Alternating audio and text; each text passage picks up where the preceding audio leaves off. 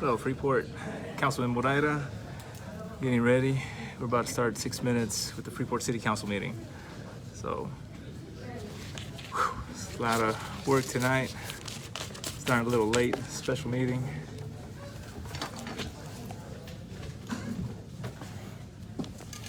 But I'll go over the agenda pretty quick. Hold on a sec, y'all. That's wrong shoulder.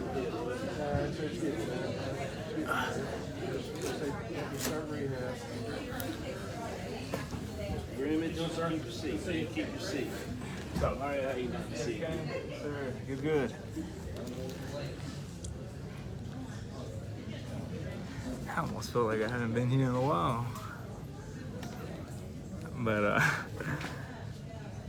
let's see. Main topics for tonight. Got a item number 7, commercial building inspection, that we're going to be speaking about. Then we have the board appointments. It's item number 8. Item number 9. It's a disciplinary action process for city manager. Item 10, trash service and rules. Item 11, jog trail project. Item number 12, Volkswagen abatement agreement. And the last thing that we're going to be speaking about is the discussion and possible action regarding the acceptance or rejection of the bid from Construction Masters for renovation of the City Hall. So y'all stay tuned. Check to see them. Alright, it's good. It's good. We're doing good.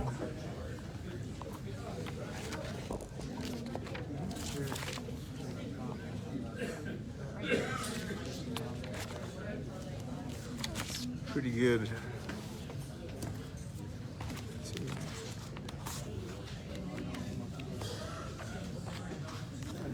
Should be a pretty good meeting today.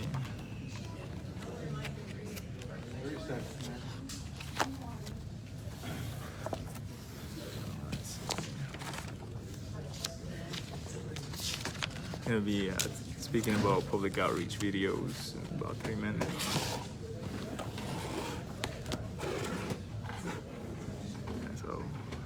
We got a packed house today. Good evening, ladies and gentlemen. I will call this special meeting of the Freeport City Council on this Monday, June 13th, 2022 at 6:30 p.m. Declare it open. Declare that there is a quorum present and that all proper notices have been posted pursuant to the Opens Meetings Act. At this particular time, I'd ask that you please rise as Mr. Kelty leads us to the invocation and pledges of allegiance. We bow our heads. Heavenly Father, we recognize that you are with us this evening. We ask that you give us humility, you give us peace, you give us wisdom. Lord, we ask that you bless this meeting, that you bless this city, you bless this state, and you bless this country. Lord, we know we have a lot of opportunity to serve you, and we just ask that you help us to understand what it is that you have in store for each of us, and that you guide us so that all of our decisions, all of our actions are in accordance with that will. We ask you this, Father, in the name of your Son, Jesus. Amen. I pledge allegiance to the flag of the United States of America and to the republic for which it stands, one nation, under God, indivisible, with liberty and justice for all. On this flag, I pledge allegiance to thee, Texas, one state, under God, one and indivisible. Thank you. You may be seated.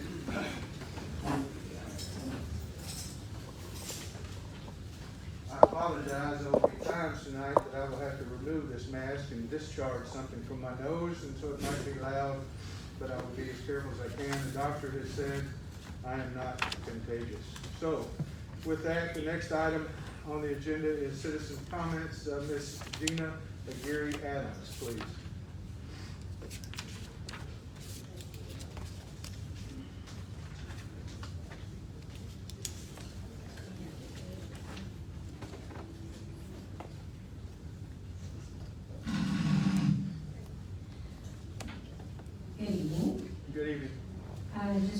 to let you guys know, we have what's called a Coffee Palusa networking event. It's a morning networking event. We do it in different cities. Pearland, Ableton, and last month we did it in Clute. So this is just a great opportunity for basically the city to talk a little bit about what they have coming up in their city and giving any type of updates. We record it, put it on YouTube, and we share it onto our social media. But this is just a great way to bring the community together. It's kind of like what chambers do when they do donuts and coffee, but we do the Café Palusa, which is the Mexican sweet bread and coffee. So just wanted to invite everyone that's here to come and have that. And that would be on June the 29th at 9 a.m. here in the council chambers. And this is sponsored by the Economic Development of Freeport.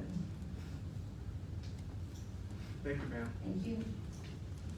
Mrs. Sabrina Bremich.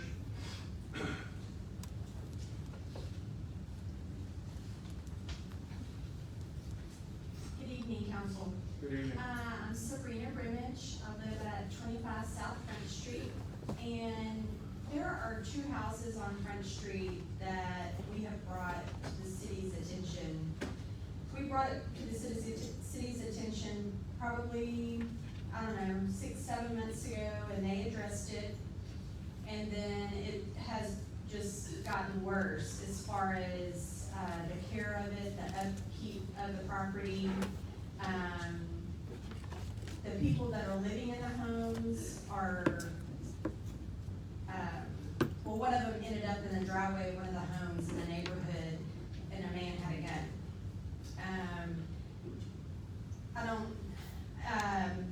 Anyway, we have addressed it, and I went with the police officers and city officials, and they met with the people that were living in the homes. They had no water. The homes had water, but they did not, they were getting it illegally. They turned it on themselves. They had trash cans in their yards. They don't have water. They stole the trash cans. So they turned the water off. Well, then one of the residents in the neighborhood sent me a picture, and the people that are living in the homes were back out there turning the water back on. And from what I understand, I've been following up with the city, and they have told me they have started the process, but that it has been given to legal, the city legal department, to take care of. And that was several weeks ago, and nothing has happened since. So if y'all could check on that for me, I would greatly appreciate it. I do know the residents in that area have been calling us, me, Troy, you know, because we took the initiative to address it. We've assured them that the ball's in your court, and that y'all assured us that y'all are doing something about it. So. Thank you, ma'am. Sam Rena.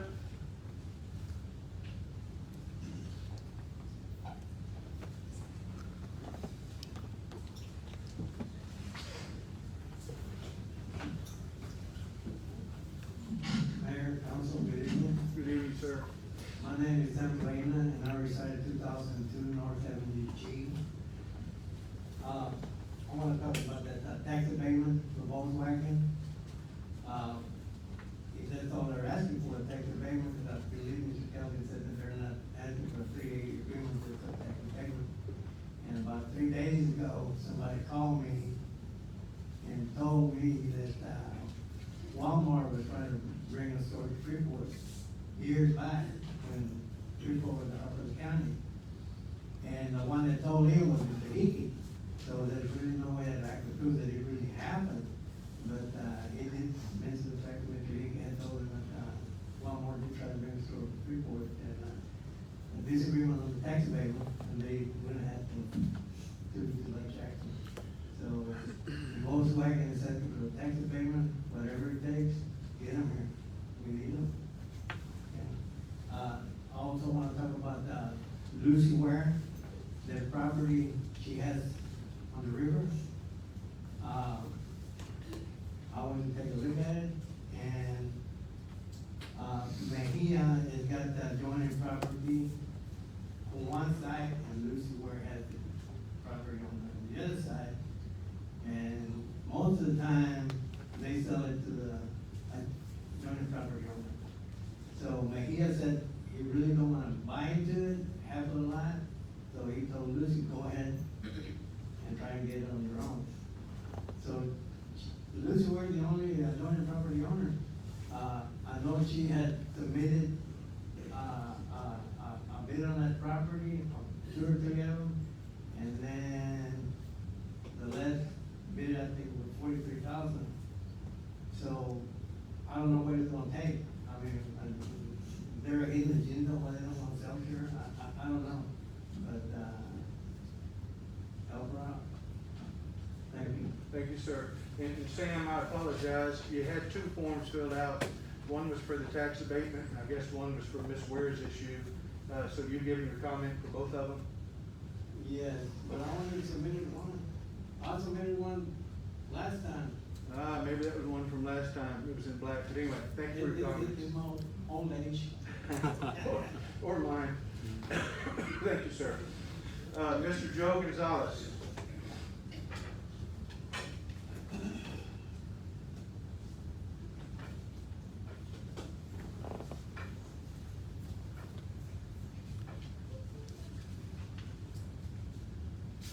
Hello, City Council. My name is Joe Gonzalez. I live at 707 West 10th, Freeport. And I've lived here in Freeport for 54 years. I came to make a comment on the trash pickup. I don't think it was a wise decision to change the automated trash pickup service to a manual pickup. We had a better trash service for both trash cans and brush pickup. We didn't have to cut and store the branches 3 feet long and other debris, and they would come pick it up with a claw, with a bucket. And they came about twice a month, I can remember. And one particular time, I had a tree that was hanging over some power lines next to my house, and I had to cut it. It cost me $700 to cut it. And the guy said, well, I'm gonna charge you another $300 to haul it off. And I said, well, I'll take care of it. So I put it out little by little, and they picked it up with their claw, and I had a stump that big.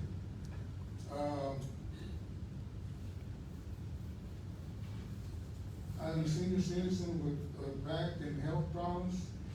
To be handling trash into 3-foot bundles and trying to tie it up and putting it up the night before, I don't have that much trash in tree limbs at all. Mechanized is better. What I'm saying is, it seems to me like you're gonna have to do it the day before they pick it up, and you're gonna have to cut it up 2 or 3 days before and hold it in your backyard, bring it out. When before, the truck would just come, it would take the guy 15 minutes, 5 minutes to climb up to that bucket, 5 minutes to pick up the trash, and he was gone. Right, the last time they picked up some branches that I had out there, they left half the stuff there, and they were doing it by hand. I mean, they were literally picking up a branch and throwing it in there. And, I said, my goodness, what are they gonna do when they have a bunch of big brush, field? You know, a lot of people just don't have the strength, the money, or whatever. People on fixed budgets, they can't do all that work to prepare all that stuff for, you know. I just got out of the hospital a couple of weeks ago, and, I'm 77 years old, almost. Anyway, to make a long story short, I do feel very, very sad for those people that are picking up the trash, because by 9, 10 o'clock, the temperature is 90 degrees. And on the concrete and asphalt, it's probably like 110 or 120. So, you know, I know that they have to make a living, and the poor guys, they're doing the best they can. But mechanized is the way to go. Even if they pick up the trash cans, they have to pick up the trash with mechanized equipment. And let me see, that's about it, basically.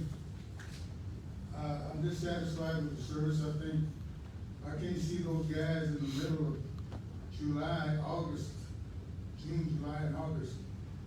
They're gonna have heat strokes, back problems, and all kinds of stuff. don't know of any other city here in Westport area that does it manually. Do you all know that? Mr. Gonzalez, we cannot, per the statutes, reply to citizen comments. We just can listen to Okay. it, but we'll certainly I get was you, just wondering, we'll get you an answer. Okay, that's all I've got. Thank you very much. Thank you for coming, sir. All right, with that, ladies and gentlemen, we'll go into presentation announcements. Mr. Kelty, we have a presentation. Sir, I filled out one form, I don't know what you asked for. Yes, you said you wanted to talk about item number 10. And I put something on the top, so I had to fill it out too. Because probably I'm gonna leave early, Oh, and you that's wanna why. talk? You wanna But talk? on the top, I. Hold on put one something. second. You wanna talk for now? Is what you're Yes. saying? Okay, very good. Go ahead, sir. I Okay, apologize. thank you, sir. Good afternoon, everyone. I'd like to speak about two items, well, not on the agenda, but, well, one is on the agenda, but Russell Sport Boulevard. I know it's not your responsibility to fix it, but 6 weeks ago, you asked Mr. Pelty to call somebody who is responsibility to fix it. And I guess, I don't know if he called them or not, but every day is worse and worse. Police department gonna be broke, no speed limits like that, nobody can go over 30 miles. You gotta take care and call whoever is responsible to fix it. Every day is worse and worse. This morning, they had to stop the traffic because it was a big hole close to McDonald's. And they did a temporary repair. But I guess you call every day, they're gonna come and fix it. And, like I say, probably I'm gonna leave early. I'd like to talk about the trash. I've been talking about 3 or 4 times the same thing. But I guess you have only 2 choices. Change the rules of the contract is one of the best choices for the citizens. Second one, you need to start to find the citizens who don't follow the rules. It's not the best one, but it's another choice you're gonna have. Or yours don't care about anything and just leave it like it is. Nobody take care about the trash. And nobody say nothing. You can see a lot of trash everywhere, construction materials, branches, a lot of stuff.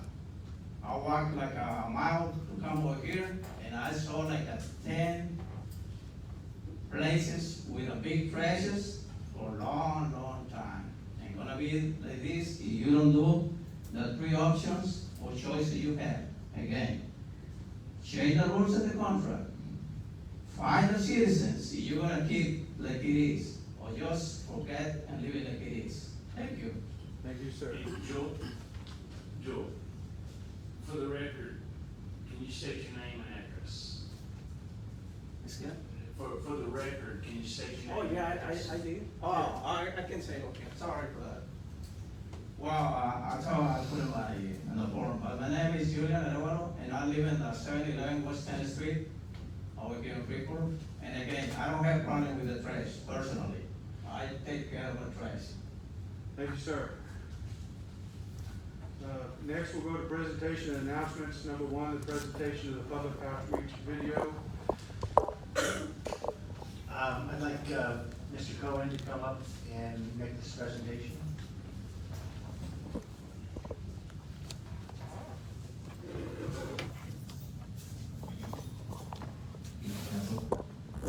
So I work with community development to basically, we started making educational videos for the city. We can cover any topic. Just as an example, we made 2 that I brought today for measuring the cubic yard requirement for trash pickup or bulk waste, and also for the schedule for bulk waste pickup. And the idea is that we could upload these to social media, Facebook, Twitter, Twitch, all those fun things. And with the added benefit, of course, of publishing these to certain sites like YouTube will actually automatically generate captions in multiple languages. So they'll already be captioned in Spanish, English. And so, by the way, if you could let them know what social media platforms you set us up to be able to utilize? Yes, so I've actually set up a official City of Freeport YouTube channel and a City of Freeport Twitch channel where we can upload things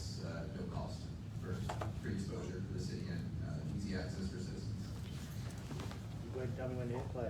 Ready? This is the first of two. Welcome to Freeport Fast Trucks. How much is 5 cubic yards? Can you all hear? Is it audible? Good speakers? Think of it like this.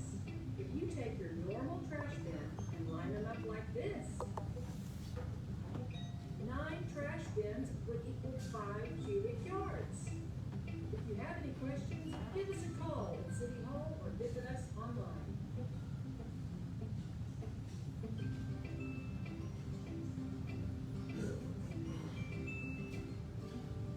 Concept, of course, is that the videos are short, they're to the point. If you have a question, there's a video designed specifically to answer that one question, so you're not sitting through looking for the part of the video that pertains to your.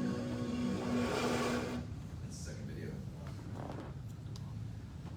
So the second issue that he's addressing is one of the issues that we've been struggling with, and that is also related to solid waste, where people don't understand when their pickup is. So this one addresses that bulk waste pickup schedule.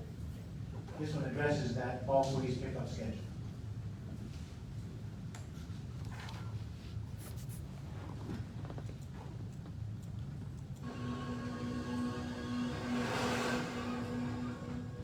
Welcome to Freeport Fast Track. Let's talk trash. Did you know that your heavy bulk waste pickup is once a month? If you live in Ward A, your pickup is the first Wednesday of the month. If you live in Ward B, your pickup is the second Wednesday of the month. Ward C, your pickup is the third Wednesday of the month. And in Ward D, your pickup will be the fourth Wednesday of the month. And remember, don't set your bulk waste out earlier than the weekend before your scheduled pickup. If you have any questions, give us a call at City Hall or visit us online.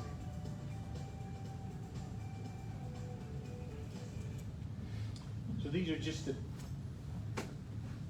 thank you, Toby, for putting these together. I really appreciate your expertise. And we're still kind of working out some of the tweaks on these to make sure that they are ready to be published and broadcast. Our plan is to release them one at a time over a period. And if you have ideas about particular issues that we think that we should address, please let us know. They're easy enough to make, and they cost practically nothing to make, so we're making them with phones and microphone and a computer, so. Thank you for your efforts, sir. Thank you. Item number 2, presentation of employee of the month for April, Mr. Kelty.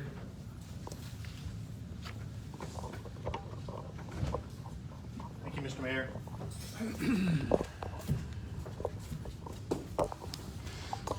Chief Garvey here.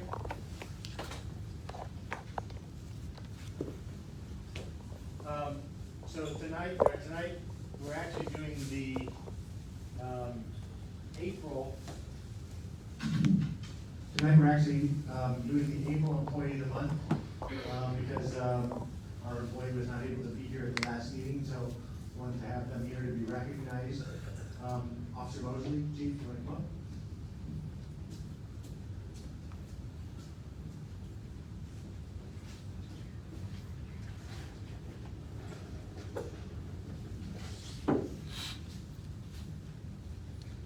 How long has Officer Mosley been with the department? 4 years. He's been here he's a 4-year veteran of our police force. And the reason why he's being recognized tonight, police work is often a thankless job. It's high stress, and they have to be able to react. But on April 30th at approximately 9:24 p.m., Officer Mosley responded to Remington Apartments regarding a juvenile overdose call. He arrived on scene to find a 15-year-old male juvenile unresponsive. Officer Mosley immediately began CPR on the unresponsive juvenile. During CPR, the juvenile gasped for air and appeared to start breathing on his own, but then again became unresponsive. The juvenile was also foaming at the mouth and bleeding from both nostrils. Officer Mosley continued performing CPR until Freeport EMS arrived on the scene, and then he assisted with loading the juvenile onto the back of the ambulance, where he was then transported to the hospital in Lake Jackson. Before leaving the scene, Freeport EMS informed Officer Mosley that the juvenile was in stable condition and would be transported for further evaluation. Because he jumped into action, I believe he saved the young man's life. It was the life of a complete stranger, because he cared and he took that oath to help others in need. And that's why I'd like to recognize him as our employee of the month for April. So thank you very much.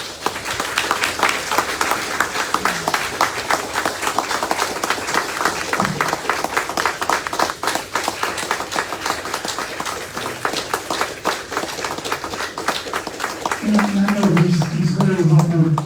Mosley, and I'm not afraid to say it to everybody here, he's more known for being a pretty aggressive police officer. Most citizens there appreciate what he does. He's out there, there's no downtime for him. He's working around the clock, but when someone's bleeding from the nose, foaming at the mouth, and he doesn't care, and doesn't even care about his own life to try to save someone else's with disease and everything, it says a lot.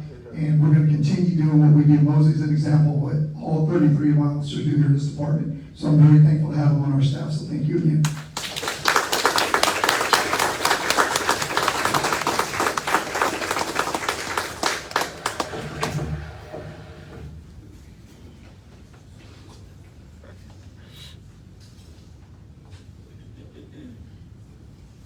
Congratulations. Thank you, officer.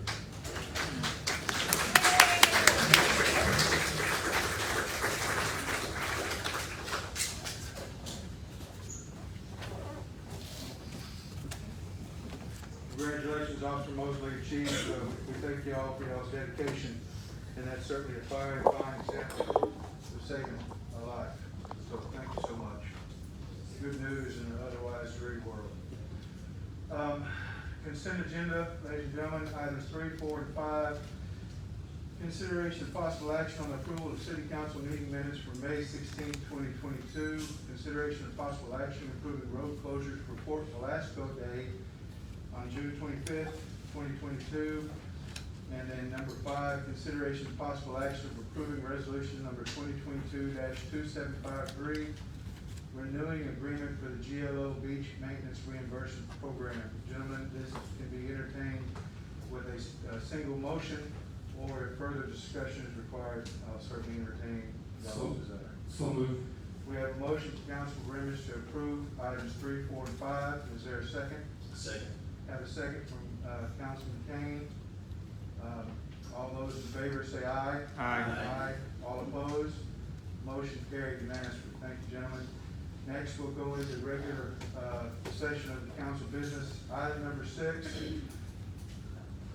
consideration of possible action approving the engagement letter with Whitley Penn to conduct the annual audit for fiscal year 2022-2023. Mrs. Ezell. This is for the annual audit that we are required to do each year. This is their 5th year. This would be their 5th year to conduct the city's audit. It is not just the audit. We are required under federal guidelines, because we receive over $750,000 in federal money, to also complete a single audit that we have to submit to the federal government and state government on the way we handled the grant funding. And this year, I'm asking to do what they call an annual comprehensive financial report. What this does is it will take what you do now, which is an annual audit, and produces just a financial report. The annual comprehensive financial report, or ACFR, would have historical data that is not only what I would use, but the council could use to see how the city has done and progressed over 10 years. It's 10 years worth of historical data. So in order to do that, their cost is approximately $75,000 to do all of that. And this lends itself to greater financial transparency, both to the citizens and the council. Yes. And they have assured us that they would have this completed before, and presented to council before the end of March of next year. That is. And other than transparency, which is always a good thing, is there any other particular reason that we're deviating from our normal Well, schedule? it actually produces a lot of different information that I need to create a long-term financial plan, which is something that I addressed to council that I would like to do. In order to have that, I do like to have historical data so I can see and move that forward. That's the major thing. It also helps when coming to prepare for budgets and different things like that. There's also, and I'm not gonna say there isn't an award that you can get for, financial reporting. There is an award that the city can achieve for financial reporting, and I would like to process that as well. But I do use it as a tool for financial, for what I do. To know where the city was, where we are now, and how we stay stable and move into the future. Because you need historical data so you can possibly trend out and do different things, to look at things in the future. And what is the cost without the 10-year background? That is only that's only $2,500. So it's still over $70,000. $72,500 without that. So, okay, because I was a little confused. I thought you said it was $2,500, but it's $72,000. Well, it's $75,000 if you add everything together. It's $2,500 to do the extra financial create the extra financial information. I see. Thank you. So normally speaking, it's $72,500, and you're asking for an additional $2,500 to create some type of historical reference that you can go forward with and using your witchcraft and predicting the future. That is correct. All right, thank you very much. Council, are there any questions? If not, I'll certainly entertain a motion. I'll make a motion to approve item number 6. Thank you, Councilman Kane. We have a motion to approve item number 6 by Councilman Kane. Is there a second? Second. Second from Councilman Brimage. Is that correct? Yes. Thanks, sir.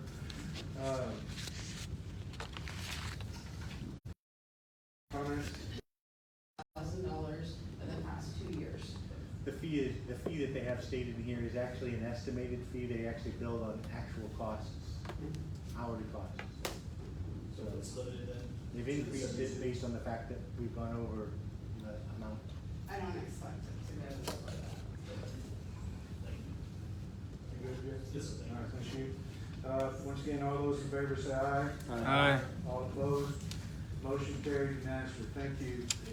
Item number 7, consideration of possible action on ordinance number 2022-2668 regarding the commercial building inspections. Ms. Roman?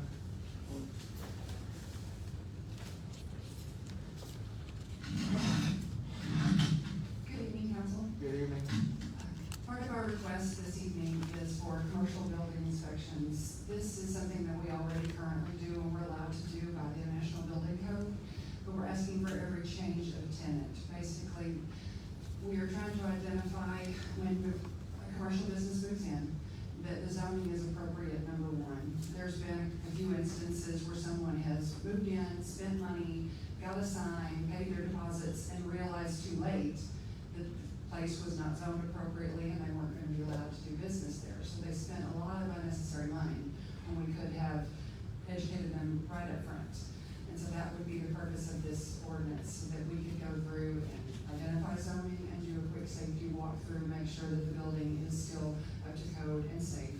And that we have been doing this for years as a courtesy, no charge, just walking through. But like I said, this would actually require them to get a permit and do the inspection.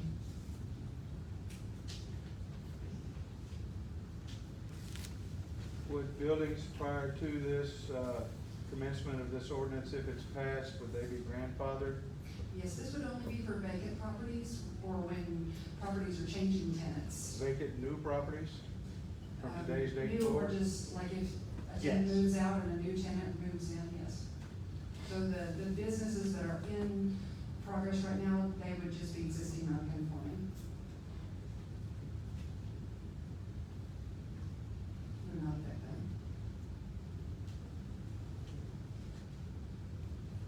Council, do you have any questions for Mrs. Roman? That was all the questions. I want to ask, if we already have this policy in place and basically, we had it passed, I think it was last year, for if there was a vacancy for, it was either 6 months or 3 months.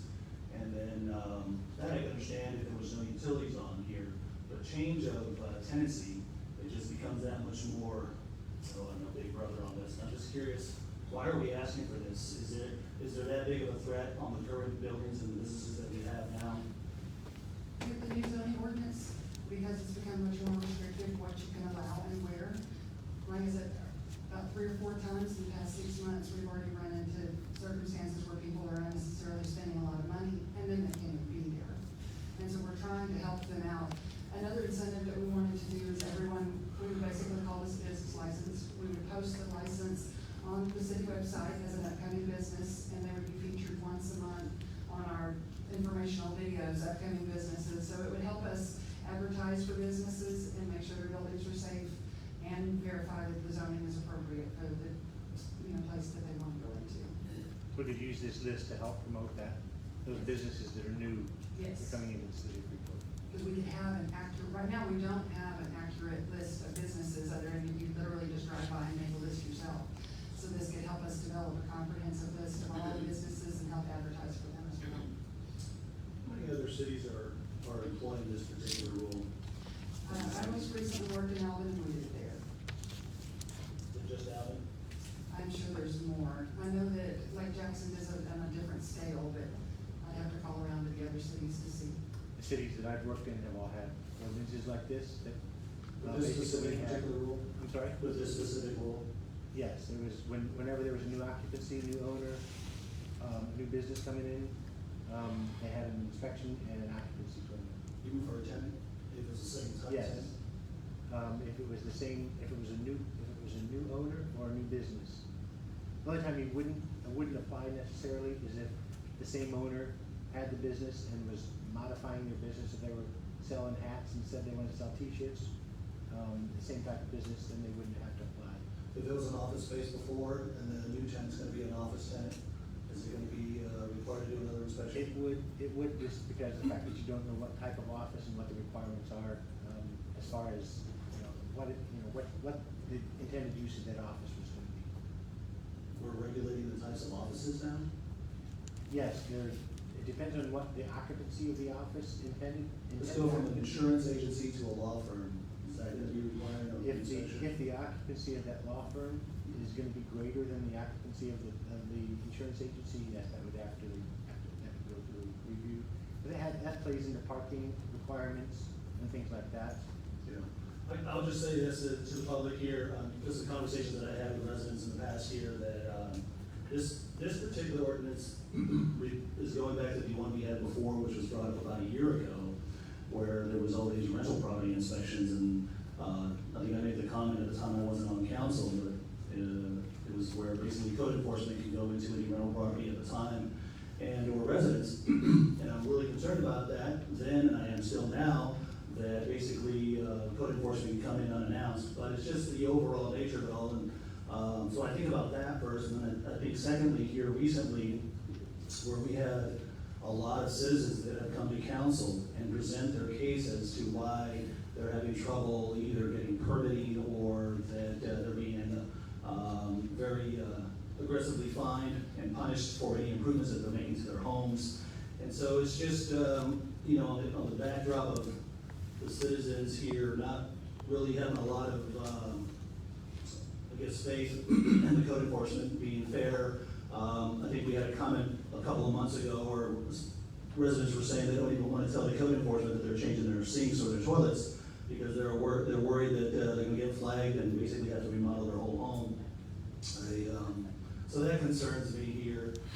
Thirdly though, and that is here recently when we've had the ordinance to regulate the mechanics, and then when we're talking about the businesses and what we're trying to do here with the leases, it makes me think, okay, this is again another cart before the horse. I don't want another PR nightmare where we have businesses jumping up and down, and I'd like for there to be some kind of workshop where we're working to make sure that this is something that the business community here, a lot of small businesses are on board with this, and I'm not sure if that has happened already.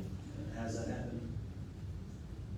And if not, I'd like to table it so that we have that first. So in regard to this is actually, as Ms. Roman said at the beginning, this is a process and a policy that we've actually been following. It was just recently challenged by a property business owner, and when we sought direction from the city attorney, this was the ordinance that he had recommended in order to address that issue, so it could continue. It's not gonna add any workload to the department because they were already doing it anyways. This just lays it out, and they were doing it in compliance with the International Property Maintenance Code, but there was no local ordinance that echoed that, so that's what we're doing, that's what we're proposing to do now. It's not doing anything new to businesses that hasn't been done for at least since I've been here, probably the last decade. Well, These are legal inspections that we're already allowed to do. So we already have the right of entry on a commercial establishment. I already can go in and do inspections. We're just trying to be proactive to prevent unnecessary expense that people are expending before we are notified that they're moving into these places. Again, we are doing something different because we're changing the ordinance. And so, again, I would also recommend that we go back to the public here and the businesses and have a workshop, much like we did, again, with the mechanics, much like we're doing now with the short-term rentals.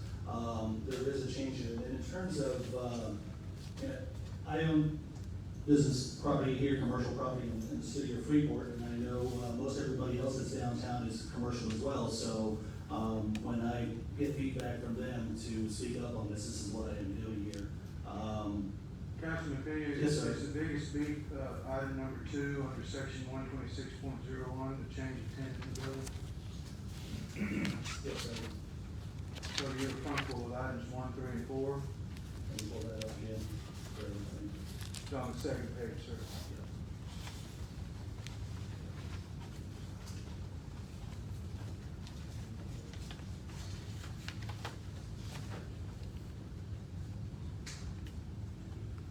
Change of ownership of the building.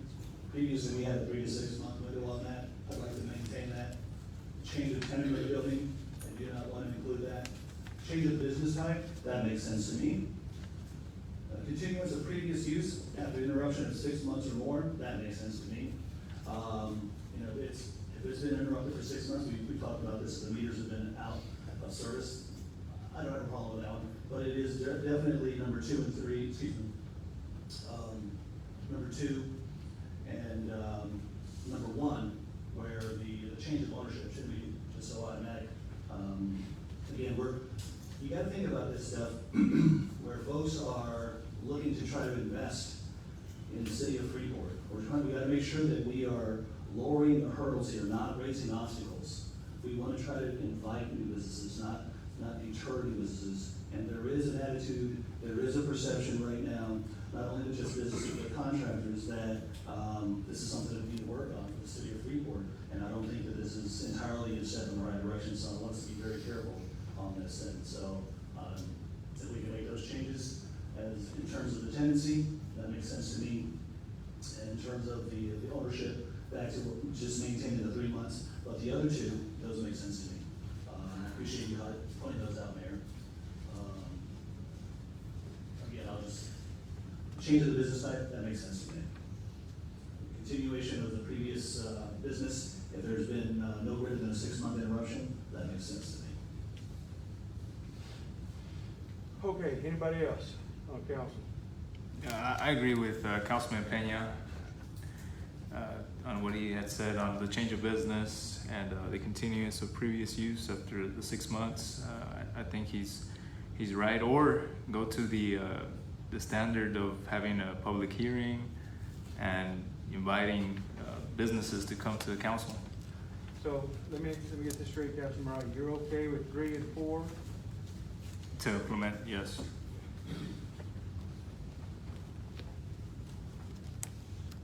Okay. Anybody else? Mayor, I'm okay with 1, 3, 4. Change of tenant, I have to agree with Mr. Pena. All right, Councilman Brimage, any comment on that? If not, Mr. Kelty, explain the city's position again, administration's position again on the change of tenant in the building. The change in tenant, would give us an opportunity to make sure that the occupancy is, included. That was, I don't know if that came out of the, International Property Maintenance Code, but it would be beneficial if we did 1, 3, and 4. As far as the change tenant, you know, if there was somebody in there that, you know, would, like say, was selling hats and they sold, and they left and brought somebody else in, I don't think that would be that big of a, I don't think that would be that big of a problem. I think it would be beneficial, if we did 1, 3, and 4, I wouldn't object to exclude. Okay, and it's just saying changes in ownership with the 3 to 6 months, Yeah. right? Well, I'm saying, I think right now we have change of ownership as long as it's been vacant for 6 months or more. And here, this is automatic. And I think that it is a good thing if we have a new owner that is coming in to purchase the building. You know, they're gonna want to be made aware of any potential issues, before they close on that, if this is required. I think the best to let them know. I don't think it is at all, problematic, and it's not done in their best interest. It's not done to put any extra hurdle, like that on it. It doesn't give us an extra opportunity to help promote that business. Like this woman said, I mean, we might be able to do that anyways. It's just a little less informal, we'll be accused probably if we miss somebody because they haven't gone through this process. We can also incorporate the electrical safety release with this, so that it doesn't put an added financial burden on them. So if we go in, it's safe, it's appropriate for zoning, we can go ahead and release the electricity at that time as well, and they wouldn't have to get a separate permit for that. So, Mayor, I'd like to make a motion that we either make a decision to have a hearing in the public, or that we, if we do decide not to, well, maybe, I'm not sure that's the way to craft the motion here. I'll make the motion that we pass this ordinance with number 3 and number 4. Excuse me, with number 3, but number 4 with 6, if there's only 6 months of interruption, and the same thing with the change of ownership of 6 months of change of ownership. So if it's vacant for 6 months or more, then yeah, we need to have an inspection in there. If there's a change of tenant, I do not want to have an inspection. If there's a change of business type, that makes complete sense.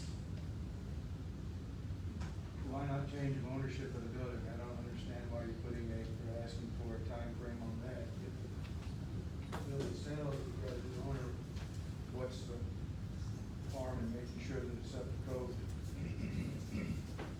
I'm sorry, I had my mic off. I don't understand what's the difference, if there's a change in ownership with that. I think you were asking for the number 1 to have a time limit on it, or a time. I don't understand the need for. Oh, I think it goes back to, I'm leaning more on the vacancy side of things. I think that most of the owners, most of the businesses that are coming into Freeport are able to study and understand, are able to study and understand the code sufficiently enough to know where they want to put their businesses, and that homework has always been done. Again, All right, well, let me do this. I've heard a couple different motions. One was a motion, excuse me, to set this for some type of public hearing, and then I heard another motion before we had a second on that, would be to, approve it with items 3 and 4 only, or am I hearing number 1, changes of ownership of the building for 6 months? That doesn't make sense to me either, but, so, anyway, let's deal with them separately. We have one motion, to have a public hearing on this matter. Is there a second? The public hearing? Yes. Yes, second. We have a motion and we have a second from, motion from Councilman Pena and a second from Councilman Mariah. Any further discussion? yeah, I just want to reiterate that I want to make sure that now that this is in the forum of city council agendas here, that everybody's given, proper notice. And so, we may be missing some talking points here tonight. And I wanna make sure that we give the citizens, the business owners, an opportunity to speak to those points that we may be missing here tonight. And Mayor, I just want to say before you call that vote, I would never vote against a public hearing, if that's brought up, so just so you know how that vote's fixing to go. Okay? That's like a pre-conference conference. So all those in favor say aye. Aye. I do have a question in regard to that. Scheduling a public hearing for the next meeting, is that gonna require any special notices mailed out to all the businesses in the city of Freeport, or actually could affect potential future businesses?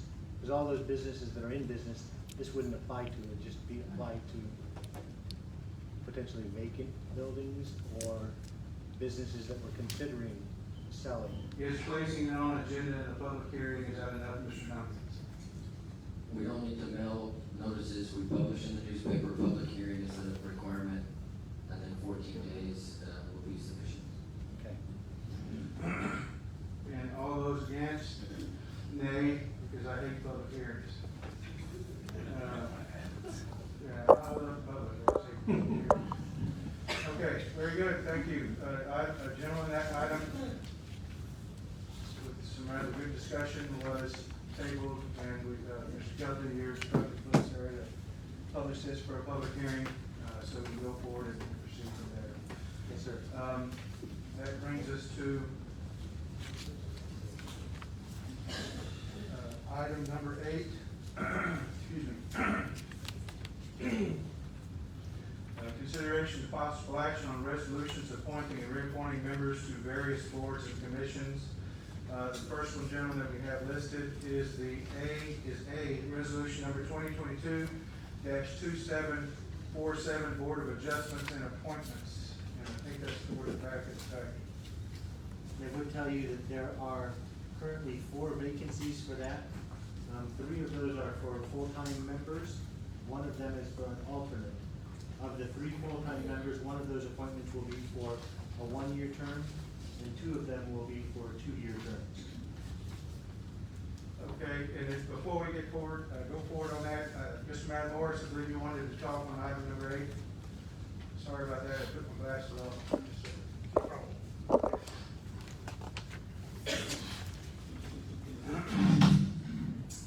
Good evening, Mayor and council members. My name is George Morris, and I reside at 1722 North Avenue. I am an exiting member of the Board of Adjustments, and I want council to know that I've enjoyed my 3 months on that board. I've attended every meeting, and I've done research before the meeting so I can be as informed before I made a decision on any of them. Those 3 months have given me a more profound insight into the city.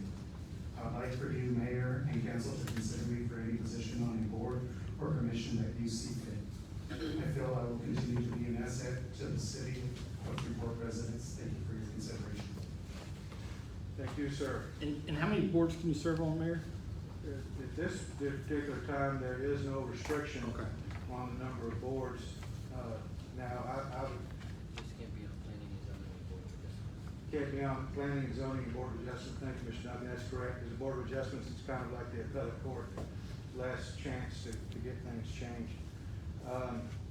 So, gentlemen, we have, does that answer your question?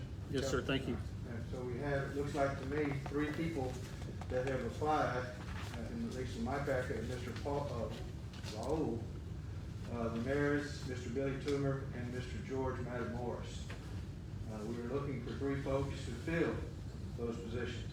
Is there some type of motion out there? I'll make a motion to appoint Mr. Morris, Mr. Toomer, and Mr. Ramirez. All right, thank you, sir. We have a motion from Councilman Kane to appoint. Can I ask that the motion include the 1-year, 2-year, or alternate appointment? I would recommend that we appoint them as full members if we're gonna do that. I didn't know, yes, I believe that we appointed them as full members. Yeah, so one of them will be for a 1-year term, and one of them to fill out the remainder of a 1-year term, and 2 of them will be to fill out 2-year terms.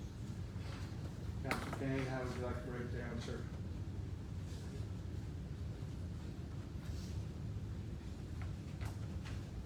Currently, Mr. Ramirez and Mr. Matamoros are current board members. Mr. Toomer would be coming on new.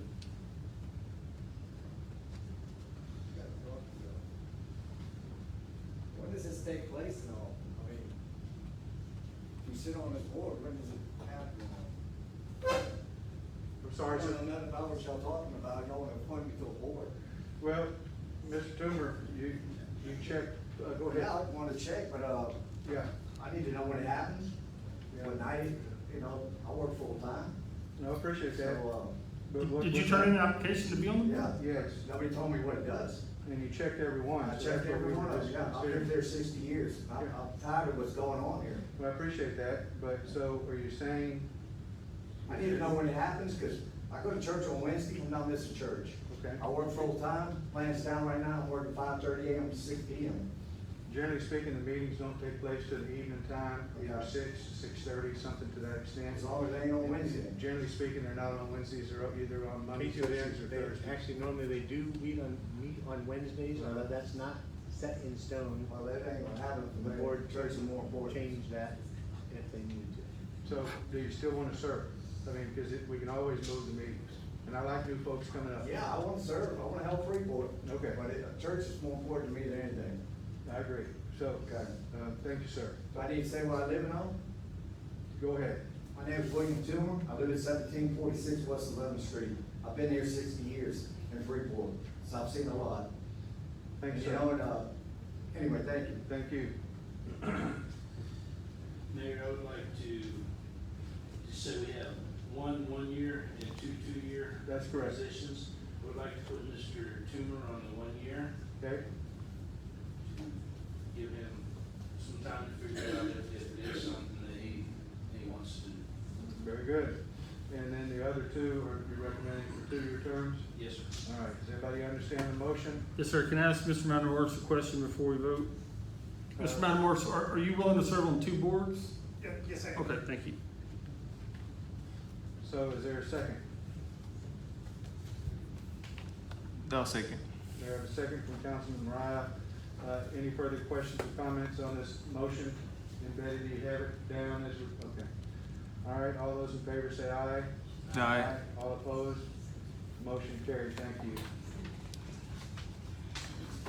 The next, item is B, resolution number 2022-2748, Historic Main Street Advisory Board.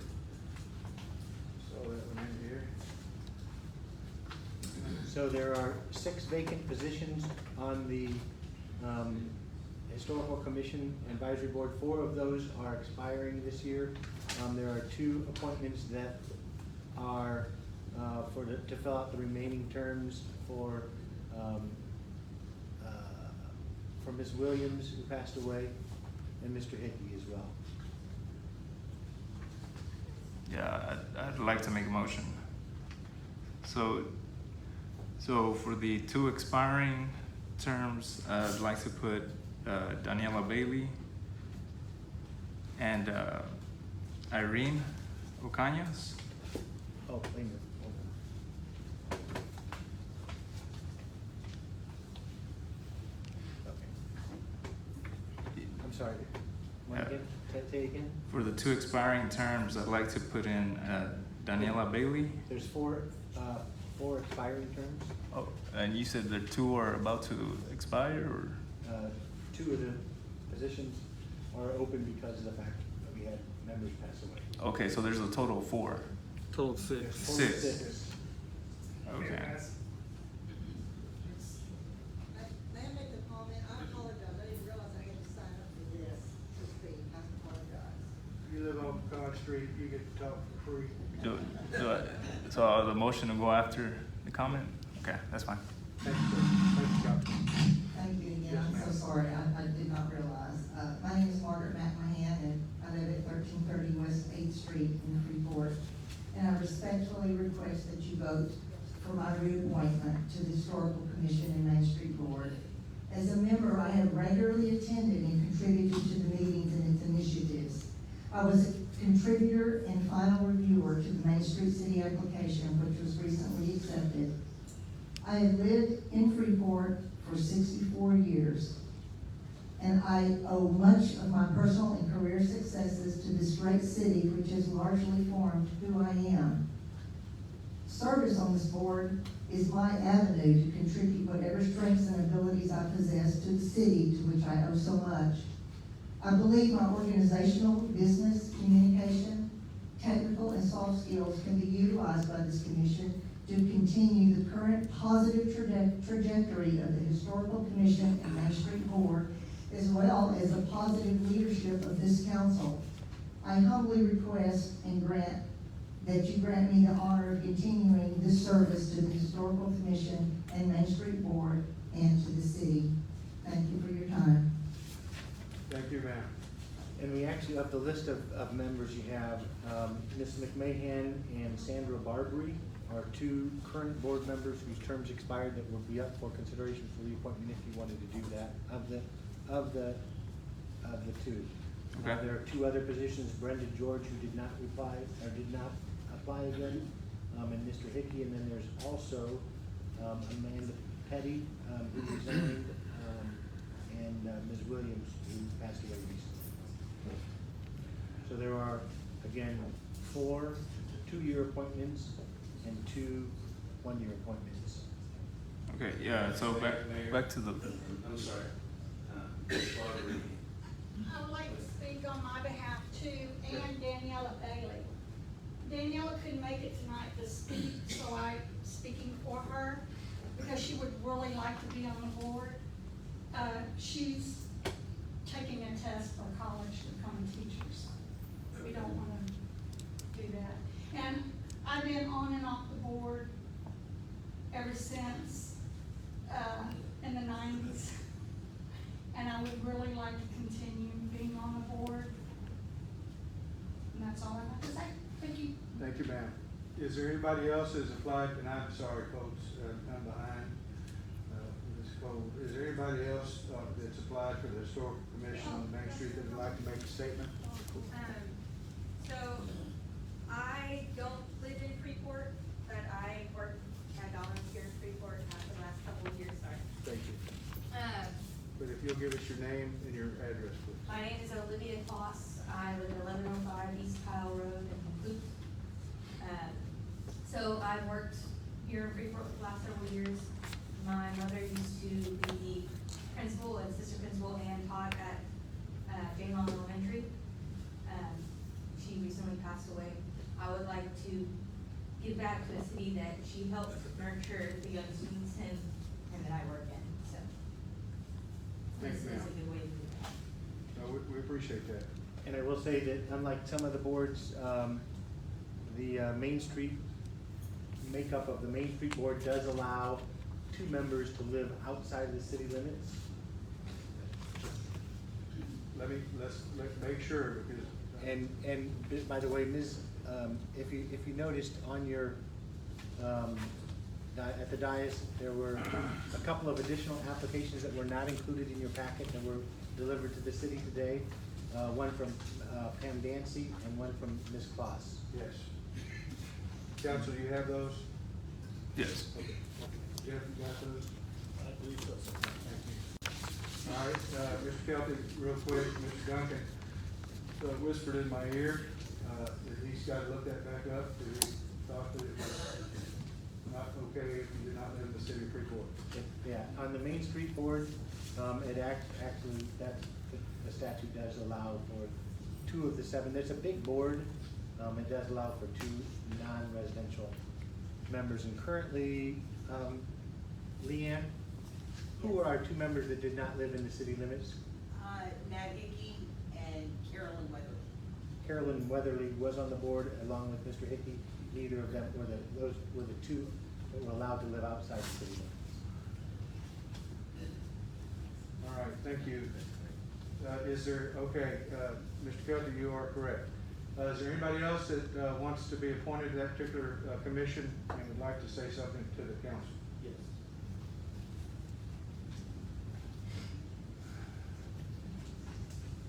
Take my notebook everywhere I go to. My name is Romano Gomez. I actually applied for the Historic Main Street Advisory Board and the Freeport Economic Development. I've only lived in Freeport for the past 5 years, but I've been heavily in other communities. I used to be a firefighter about 80 pounds ago, so in Corpus Christi, Texas. So I did my part for Corpus Christi, Texas. I want to do my part for Freeport. I'm on some other boards, some other advisory boards with the Dow, with the CTE, Lake Jackson School Center. I'm just started a safety committee with them, and I just wanted to give my back to the Freeport community. So I really wanted to be involved in whatever board, whether it be that board or any other board you see fit. I'll be more than welcome to join. Do I take it that you work for the Farmer family? Yes, I'm a HSE safety training manager for them. My name is Ivano Gomez. I live on 1620 North Avenue, Williamsburg. What are they paying hourly now? I don't know. I don't want to say that. I get paid salary. I'll tell you, I was paid $5.09 an hour back in 1985. I'm at $5 and some cents. Okay, very good. Thank you. Thank you. And thank you for your service into your other communities. Anybody else want to make a comment? Yes, sir. Don't have my glasses on, but from that hair, I'm going to say it's Keith Stumbaugh. I can't see the hat, I can see the hair.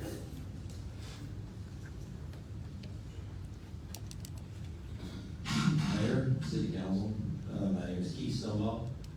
I live at 1817 North Avenue G here in Freeport, and was on the Main Street Committee back from 2005 to 2009 when Mary Stopper was the Freeport Main Street Committee director at that time. We were instrumental in getting the Blues Fest to downtown Freeport for a number of years. It was very successful. And I have applied once again to be on the Main Street Historical Board, and I appreciate your consideration. Thank you.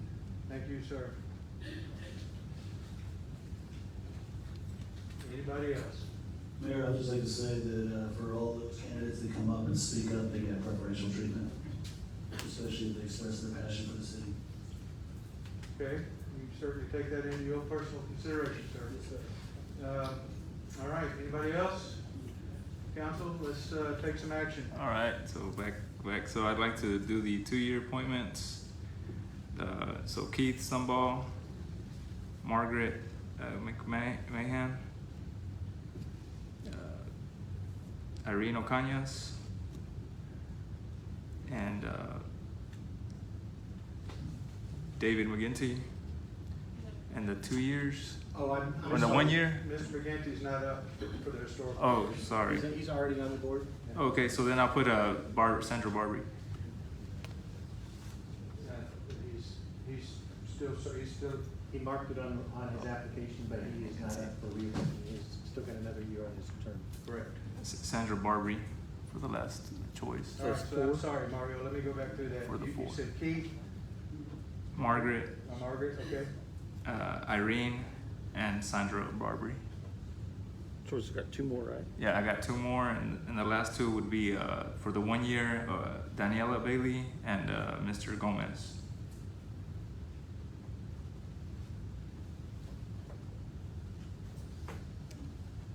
I'll second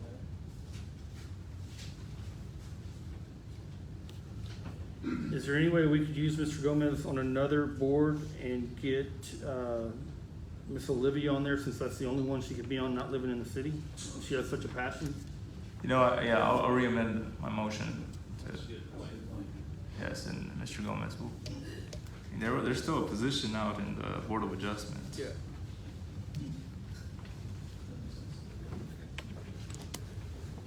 Jeff, you seconded it? Yeah, I'll second that amendment. Good call. You know, okay, so we have a motion from Mario, and make sure I understand. Keith, Margaret, Daniela, Olivia, Sandra, Irene, is that correct? Is that right? Yes, sir. Yes, sir. And I'm hearing yes over here, and I'm hearing no over here. So, and the 1 year terms were for who, Mario? Olivia, Okay, and Irene? no, Daniela Bailey. Okay, all right. Betty, do you have that motion down? Okay, the 2 year is Keith Stumbaugh, Margaret McMahon, Irene, and Sandra Barbary. 1 year is Daniela and Olivia. Yes. All right, and so I have that motion, that's correct, sir, and then I have a second from Mr. Pena, is that correct, sir? Yes. All those in favor say aye. Aye. Aye, all opposed, motion carried. I would go back to the Board of Adjustments where there is a vacant spot. It's my understanding that we just appointed 3, and I would make the motion that we appoint Mr. Urbano Gomez to the Board of Adjustments, to fill that 4th spot. Second. Have a second from Me. from Councilman Brimage. Is there any further discussion? Are you okay with that, Mr. Gomez? I heard he was willing to work for any committee. So we got the dog watching committee coming up, watch out. All right, thank you very much, sir, for your participation. It doesn't meet as often as others, but it's a very, very important position, so thank you very much. All right, so now let's make sure, okay, all those in favor of that motion say aye. Aye. Aye, all opposed, motion carried. Betty, did you get that? And are you caught up on the other motion? On the Board of Adjustments, who will be the alternate? I guess Mr. Gomez would be the alternate, that was the only one that was left. Okay.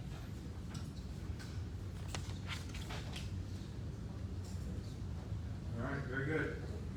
The next item is a very fun one. It's a lot of excitement.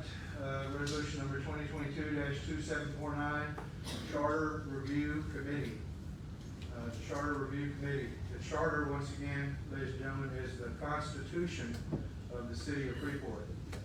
And it is to be, the Charter Review Committee therefore then reviews the charter and determines if there needs to be any additions, any deletions, or any amendments. There are currently 2 vacancies on that position. Sam Reyna and Donna Hayes have resigned early in the year. Mr. Reyna, after a change to the disclosure requirements, has applied to be on that review committee. So Mr. Toomer, who you met earlier, and Mr. Reyna are the 2 applicants that we have indicated interest.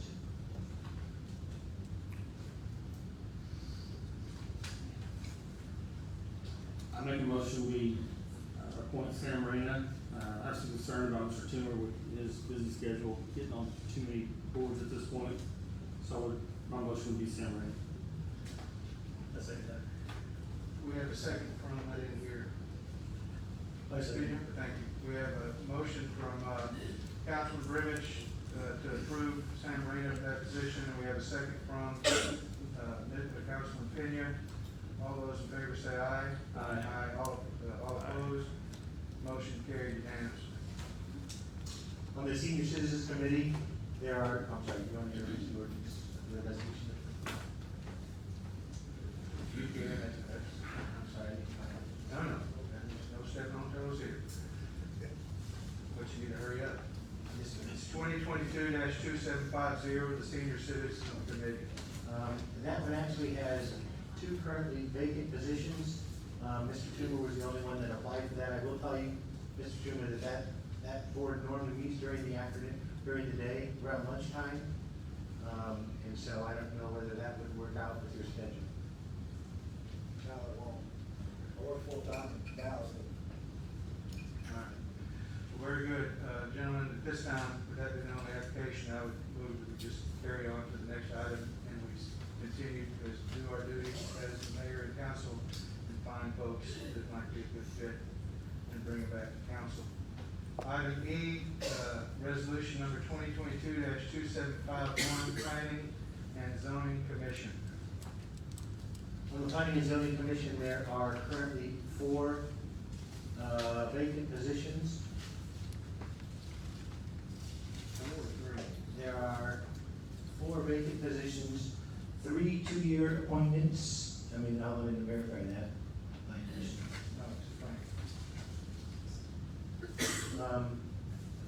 There are actually 4. There are 3 that are 2-year appointments, and then Ms. Oldham has resigned from the Planning Commission because she was focused on the EDC. And so the appointment to replace her would be for a 1-year term. There are, again, 5 applicants.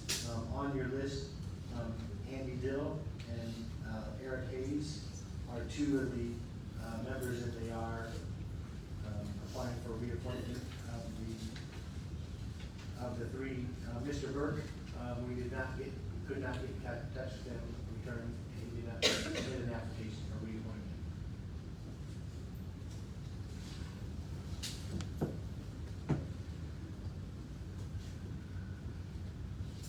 And there is, Mr. Duncan has brought to my attention that at this point, where are you, Mr. Van Morris? If you're on Board of Adjustments, you cannot sit on the Board of Planning and Commission. That's fine.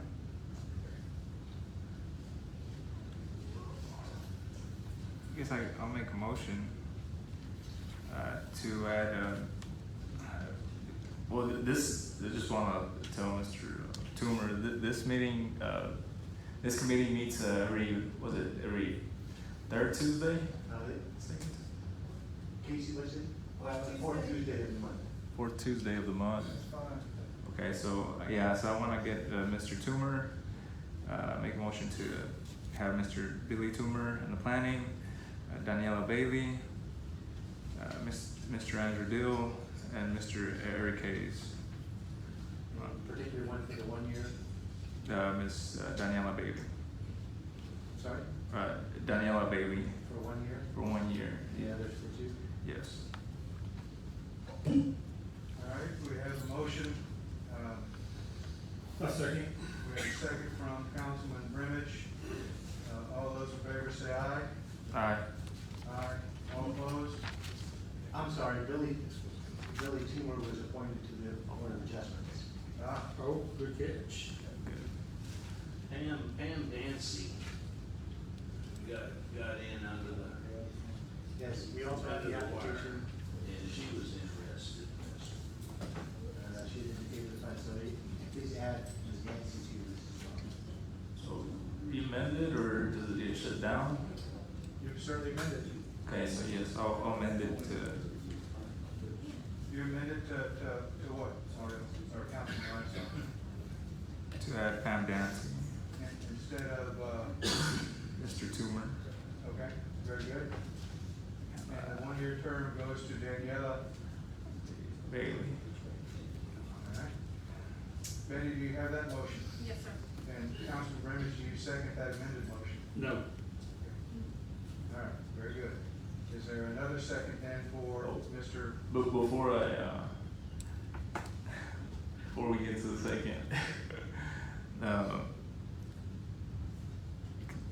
Ms. Dancy, would you want to serve on the planning commission? I'm willing, yes, sir. I'm willing to serve wherever I can be needed, wherever needed. I did see Mr. Toomer, yeah, I guess, we'll just leave it as is. As it's amended? Yes. Okay. All right, so is there a second to that motion? No second, Mayor. We have a second from Councilman Kane. Was there discussion from Ms. Pena? I just had a question. Can you recite who in fact is going to be on this commission? Councilman Morado? Yes, Pam Dancy, Ms. Daniela Bailey, Mr. Andrew Dill, and Mr. Eric Hayes. Okay, thank you. No further questions. All right, understanding the motion, all those in favor say aye. Aye. Aye. All opposed? Nay. Okay, very good, motion carries, thank you. Next, we get to the Economic Development Commission. There are 3 vacant positions, Ms. Oldham, Mr. Pena, and David McGinty. There are a number of folks here that have applied. Is there anybody here that would like to make a comment or a statement? Since that we have a number of folks that have applied. Yes, sir, Mr. McGinty. Ladies first, Mayor, if you don't mind. What do we hear? Where do we see? Who's the lady? Let me see. Oh, yes, please. Sorry. I'm sorry. Good evening. Hello. My name is Amanda Badwee. I'm the broker and owner of the solar company, and I reside at 202 Cactus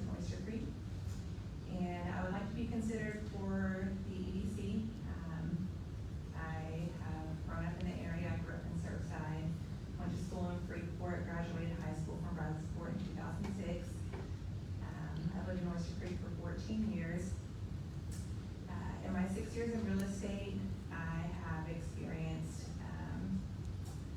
kind of a negative perception of Freeport and the clients that I work with and things like that. And I think it's very unfair. And it has, it's really been my goal to change that perception, and I would like to continue to try to change that perception. So, any opportunity I have where I can make even if it's a small difference in the community, I would love to do that. Thank you very much.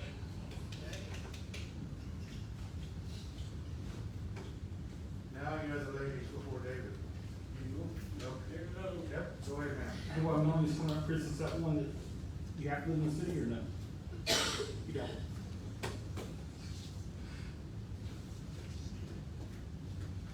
And Olivia Kloss is also not in your packet and included. Hi, I'm Melanie Oldham, 922 West 5th Street. I have served on the EDC board since November, and it's been a great honor to be on the board. A lot of positive things have been happening with the board. We've been able to give out quite a few of the $10,000 grants to present business owners, new prospective business owners, and even recently to help business owners regarding their fire suppression units. I've been serving on a subcommittee that's looking at bringing in a small subdivision to Freeport. We've made quite a bit of progress, the subcommittee and the full board, talking to this developer. And I would just like to continue on with improving the city and working on our housing, our maintaining historical as much as possible downtown. But I would appreciate if you would reconsider me to be on the committee still. Thank you. Ma'am. Ms. McGinty, excuse me, Ms. Marbury? Do you have my application for it? Yes. You're on there. You're on the list. Would you like to make a comment?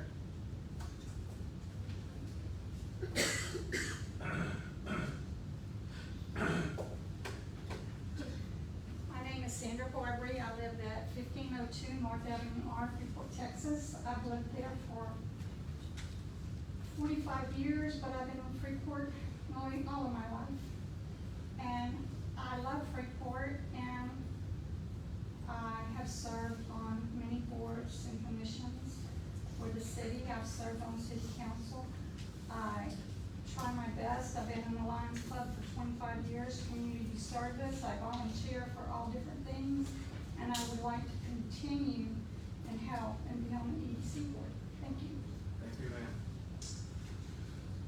I'd like to see a change in some new ideas and some new focus and refreshness, if that's a word. It is a proud support, I'm sure. So I'd like to make a motion. One second. What? Ms. McGinty wanted to talk. Oh, I'm sorry. Come on, Mr. McGinty. That's all right.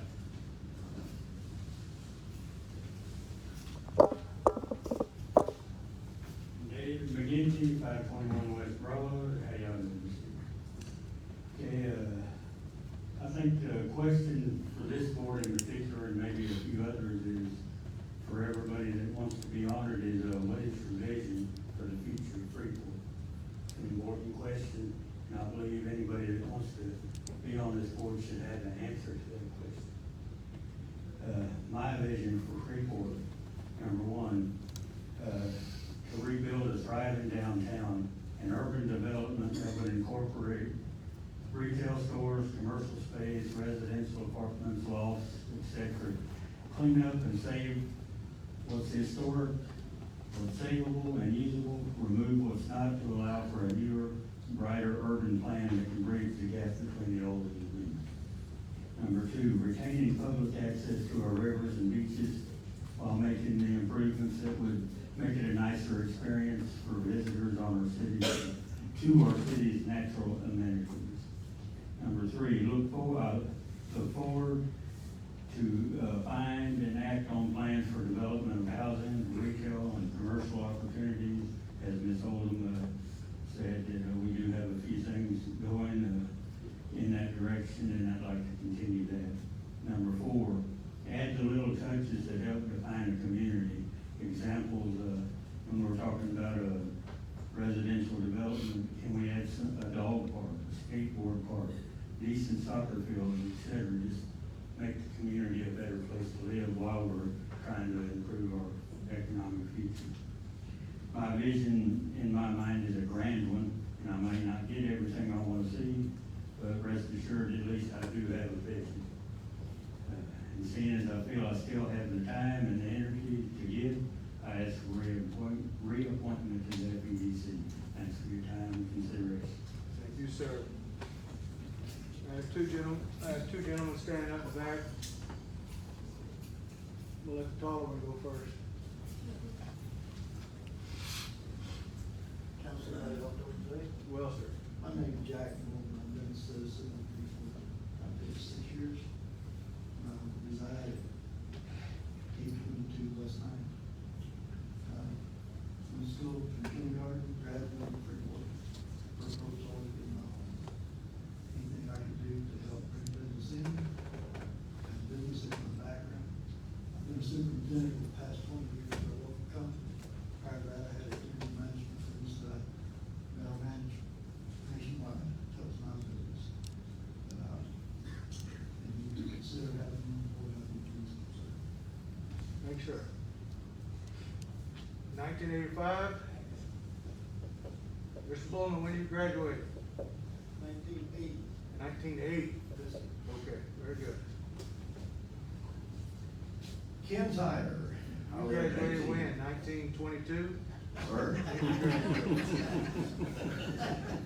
I graduated in 1972, so you're about a 50-year class reunion. I live at 1827 West 8th Street in Freeport. Recently retired 2 years ago with the constables, job that I really love and enjoy. And I spent a lot of time out at our place in the hill country. Me and my brother, we've always wanted to do that. And so I'm basically doing what I want to do now as far as my free time. So whatever would be good for the city of Freeport and that would benefit the city is why I would be interested in serving on the board. Thank you. Thank you, sir. Anybody else on the, that wants to make a comment? Mayor, I'd like to make a comment. I submitted an application. I've been on the EDC board here, last 4 years, maybe going on 5. But there's been a lot of progress here with the EDC board as it's comprised, as Melanie Oldham had mentioned earlier, as well as David McGinty.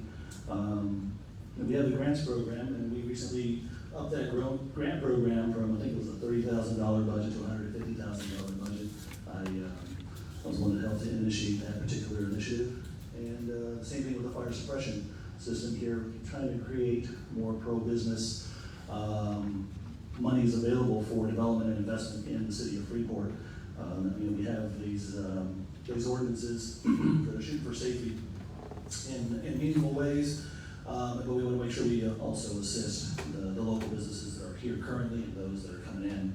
And additionally, I want to mention that you guys may know here we have the 192 lots, and I'm helping to lead the final due diligence in terms of the financial review. It's the same role that I played when we were reviewing Realty World, and also the same role that I played when we were reviewing Waterstone, making sure that the financials make sense and that we're not losing money.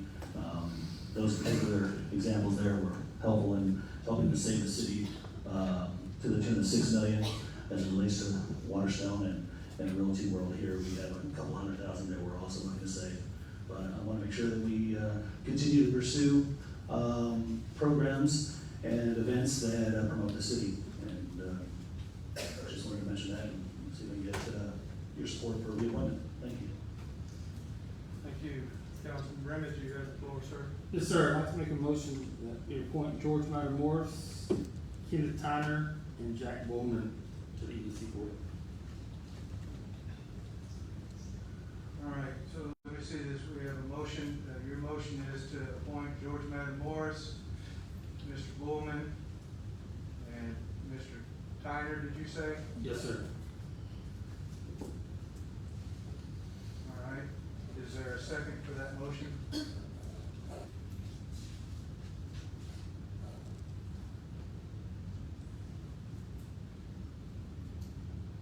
there a second for that motion? Can we do them one at a time? Certainly, sir. I'd like to make a motion that we appoint George Morris to the EDC board. Okay. We have a motion for George Morris to be appointed to the Board of Commission's Economic Development Board. Is there a second to that motion?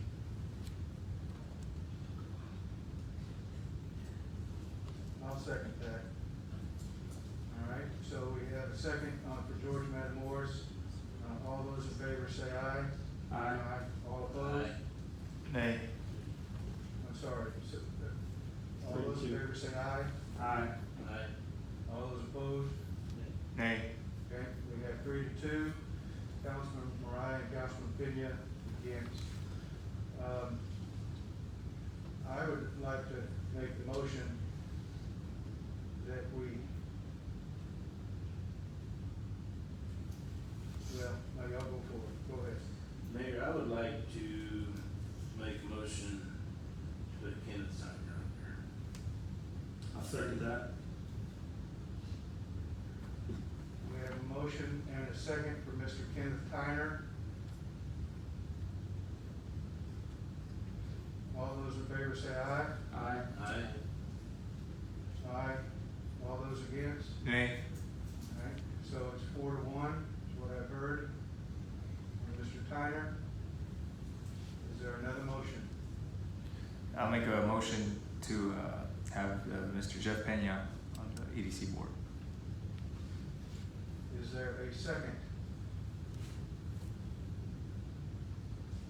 Mayor, can I second it? I don't think you can, but I don't know what Mr. Duncan's gonna say. I thought thought the council removed Ken Green from this vote altogether. That's what I recall. When there was the issue, with Mr. Green wanted to nominate himself back on the board, he could not vote on it. But I would ask for a legal opinion, at least that's what we've done traditionally.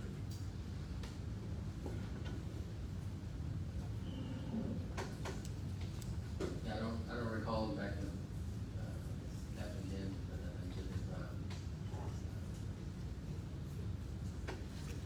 Mr. Pinion does not allow a second, and if nobody else seconds it, then there wouldn't be a necessary vote anyway, so. If that's what was done with Captain Ken, then I'd say we follow the same precedent. And that's what we've done with Captain.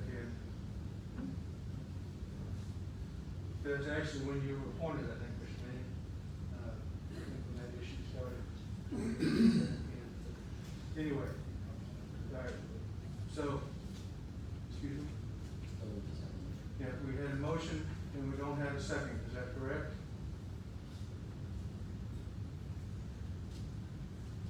Very good, and I'm gonna move that we reappoint David McGinty to that position. Second. I'll second. Well, we have 2 seconds, that makes I'll third. all right, all those in favor say aye. Aye. Aye, all opposed?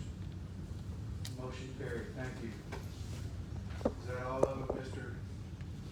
Pelkey? Yes, I would just point out that, we also have the Parks and Beautification Committee. We only had one application from that, Mr. Toomer. We applied for that. Oh, I'm sorry, we just, had a second one tonight, and that was from Ms. Foss.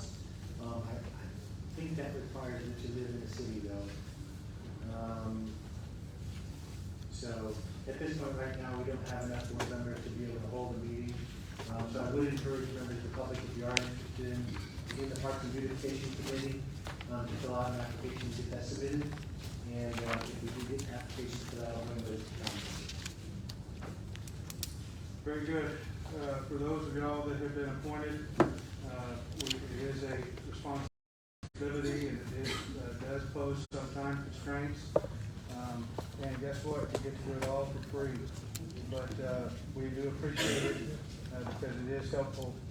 And I do think from what I've heard tonight, that we have a good group of folks who are going to hit it hard and continue doing what some of the committees are already doing. And those that may not have been reappointed or may not have been chosen, please reapply or former President Trump said to the Proud Boys. Okay, so we'll go to item number 9. About the boards before y'all move on. I'm sorry, Can I ask a question about a board before you move on? if it's a pertinent question, It is. Am I on the charter review? yes. Yeah, okay, thank you. You've been the president for the last 25 years. I know. But it's a thankless job, but you do it well. I know. Thank you. Number 9, discuss and take possible action on disciplinary action process for the city manager, Mr. Pena, Councilman Mariah. Y'all have requested this to be on this particular agenda. The only thing I have to say is, at this particular point in time, is I think if we're gonna ask for items to be on the agenda, it's only fair that we apply it, so that we give some information as to why it's being placed on the agenda, so that we can properly prepare and have our own little public hearing amongst ourselves at our houses, so we can, know what's going on. So, with that in mind, let's finish. Mayor, I'm not sure if you're suggesting we have a workshop at your house for this. We can come sit under the carport. Just as long as we're not violating quorums, right? That's correct. Yeah. So I'm not sure how that would work out exactly, but I do have a handout that I was not able to print out, but I have it here on my flash drive, and I'd like to have. Is it a handout? How long is the handout? It's a one-page handout. It's basically a decision matrix. And let me just help to explain to both council and the residents and the citizens of Freeport that we have a review process of city staff, and that is inclusive of Mr. Kelty.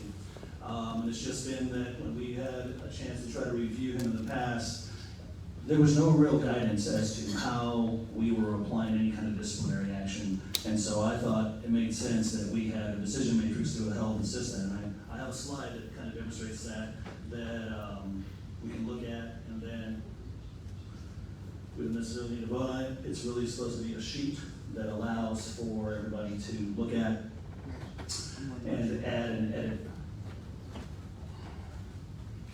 So, Mr. Gill, if you can put that on the drive, I'd appreciate it. Now, understanding, If it's on the PowerPoint CC meeting, 613. okay.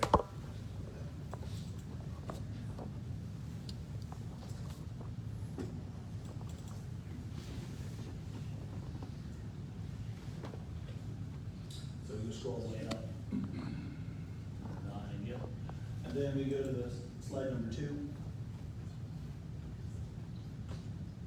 And you can't read it here unless we can have Mr. Kelty zoom in on there, but essentially, if we could possibly zoom in, that'd be great. If not, I'm sure I'll get it. Essentially, we have here at the top. Hold on, my computer.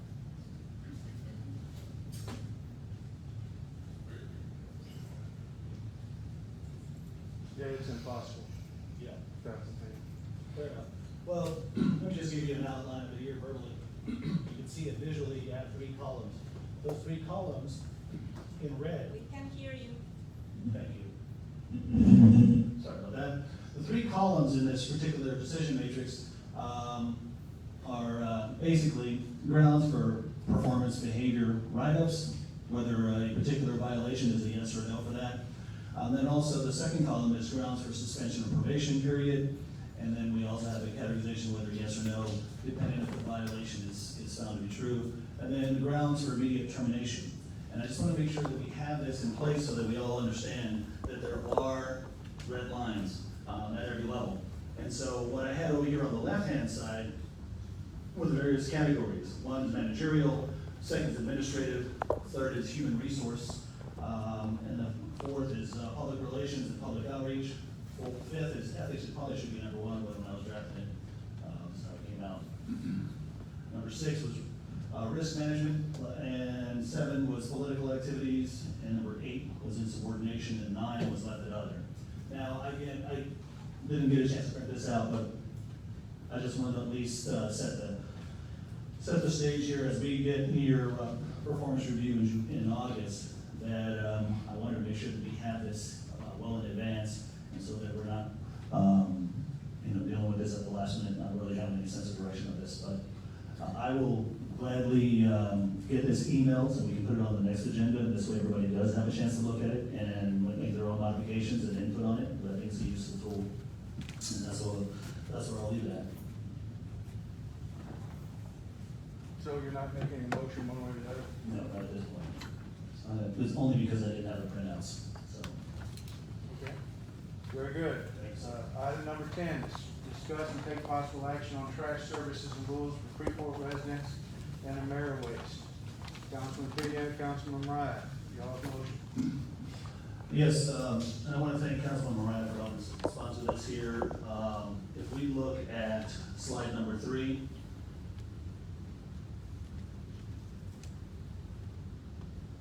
in the CCP 613 PowerPoint, third one down. The same PowerPoint? Yes, sir. Slide number 3. Bulk trash problems persist. I brought this up here probably about a month ago, maybe 2 months ago, and the result of it was that we ended up having a sidebar meeting with AmeriWaste and with Councilman Kane and also City Manager Tim Kelty. And the bulk trash problem still persists. You know, and I don't want to belabor the point, but the point has been belabored in and of itself. We still have residents coming up and making comments on it. And I, for one, here even just this first week of June, put out bulk waste in downtown Freeport, and it did not get picked up, and it was compliant. So it's just, again, this is the things that we need to address. I want to bring them up. And if we can go to the next slide. I will point out that bulk waste is not picked up in non-residential neighborhoods, so we can pick up. All right, well, needless to say, I put in this slide here because here in the month of May, we had 71 individuals voting, not 5 or 10 people here in City Hall, or maybe the collective 20 people that are here tonight, or maybe 30. But we had 71, maybe some of those who, some same folks that voted in this unofficial format here on Facebook, through the Concerned Citizens of Freeport Facebook page, voted pretty heavily. Yard to yard with heavy pickup, take all of it, understanding that it is the most costly. And I bring that up simply to speak to the point that I have a three-part solution, and that's what I want to speak about. And so when we go to the next slide, I appreciate it. So the bulk trash solutions, the first one is create a mulch center. Trash service provider picks up from residents and businesses and delivers all tree and brush to the city mulch center. No bid for having trash required. Next slide, please. And so the motion I'd like to make is to renegotiate the contract with the contractor to haul away all trees and brush left in the front yards, not gift wrap. So by having this mulch center, we can, in fact, affect this particular problem that continues to persist in our state. And so I will make that motion here at the end with the 3 motions, but I just want to let you know that'll be the first motion. Well, let's take them up individually, so we don't do them all at one time. Well, I'll tell you why I don't want to make the motion just yet, is because it may fall under a different motion. I mean, here's the deal also, Councilman Penny, you understand that we have a contract. I understand that completely. And you know, I don't believe, well, you may have the right, or you may not have the right, you may have the power to make an arbitrary motion to say, we're gonna make them pick it up with 1 foot tied behind their back. But that doesn't mean we can make them. So I don't understand what's your consensus here. How did the meeting go when you were there? Well, all right. I'm glad you asked that question.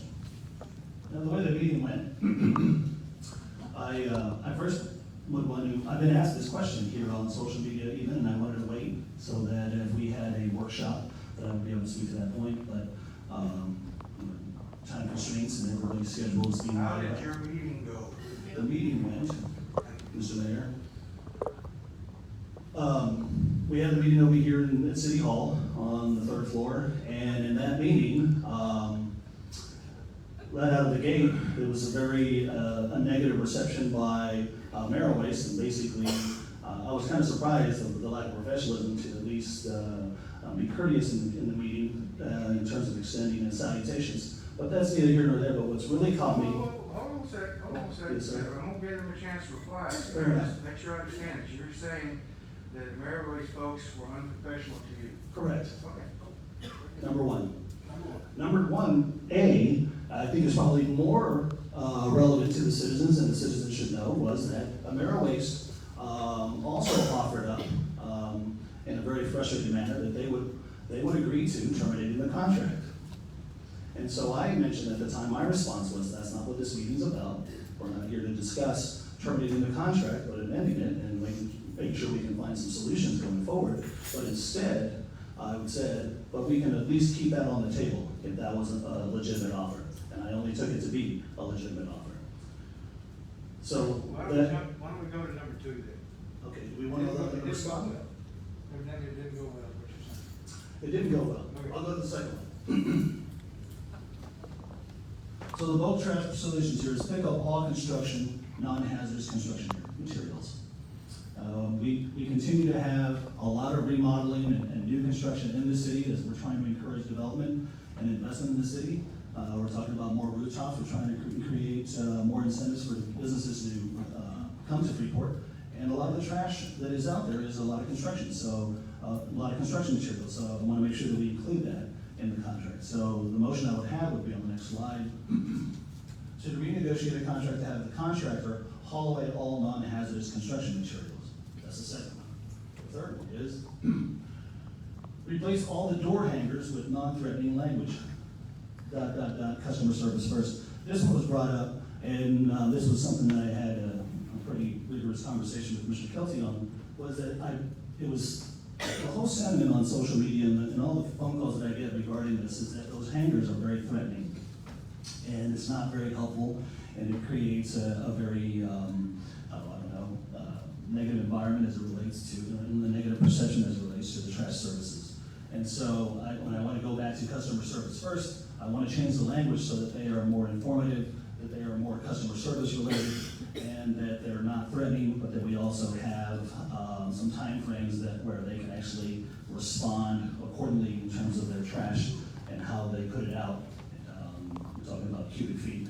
And so versus threatening them there or quote unquote informing them that the fee for their trash being out there is X dollars, and the language is such that it comes off threatening. I want to change that so that everybody is given maybe a 30-day warning, a 60-day warning, basically a 3 strikes, and then they get penalized. And it's just trying to help. If we're trying to help the citizens to change their habits, that we do it in a very constructive manner. And so the motion I had on this was, on the next slide, replace the public notification language from fines and threats to announcements and 30-day warnings for larger than 5 large trash violations. So that would be my third one here, I'll bring up in a minute. And the fourth one, just as a heads up, I think there were 5. Since AmeriWaste offered contract termination, number one, that we bid out a new contract, or they handle the regular trash service, and the city can handle the bulk trash. And so that would be the next motion. Make a motion to bid out new trash service contract. The next motion, again, the number's wrong on that. Go back up, I'm sorry.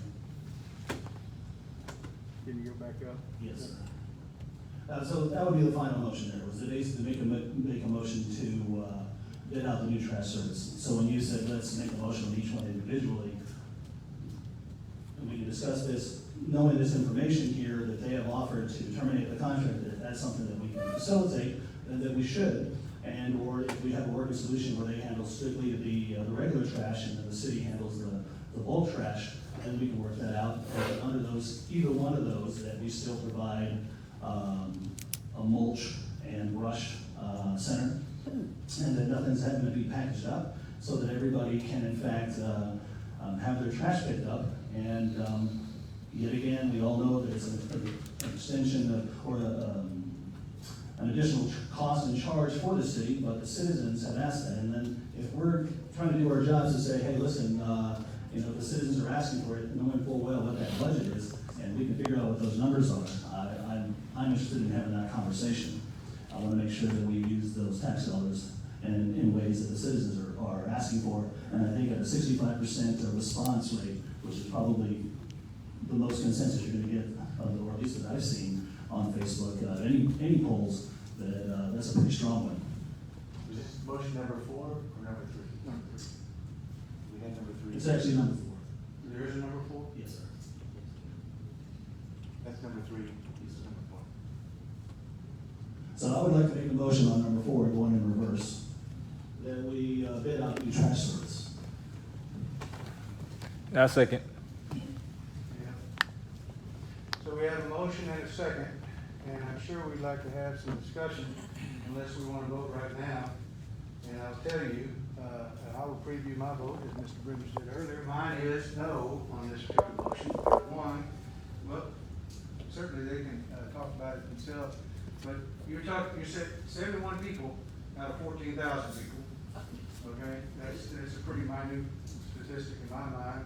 However, let's even take it down a little bit more. How many actually use trash service? Janelle, how many folks do we have trash service to? 5,000, some odd? A little less than that. A little less than that. Okay, so 71 and 5,000 and some odd. That's still an infinitesimal number, all right? They want to go out here and cause us to increase our rates on every citizen just for a small amount of citizens. Mayor, with all due respect. If you want to call the question, and let's vote on this, we can do so. No, I don't want to call the question. I'm happy to have that discussion if you want to have it. All those in favor say aye. Aye. Aye. All those opposed? No. Nay. Councilman Brennan? Nay. Nay. All right, motion failed. Next motion, sir.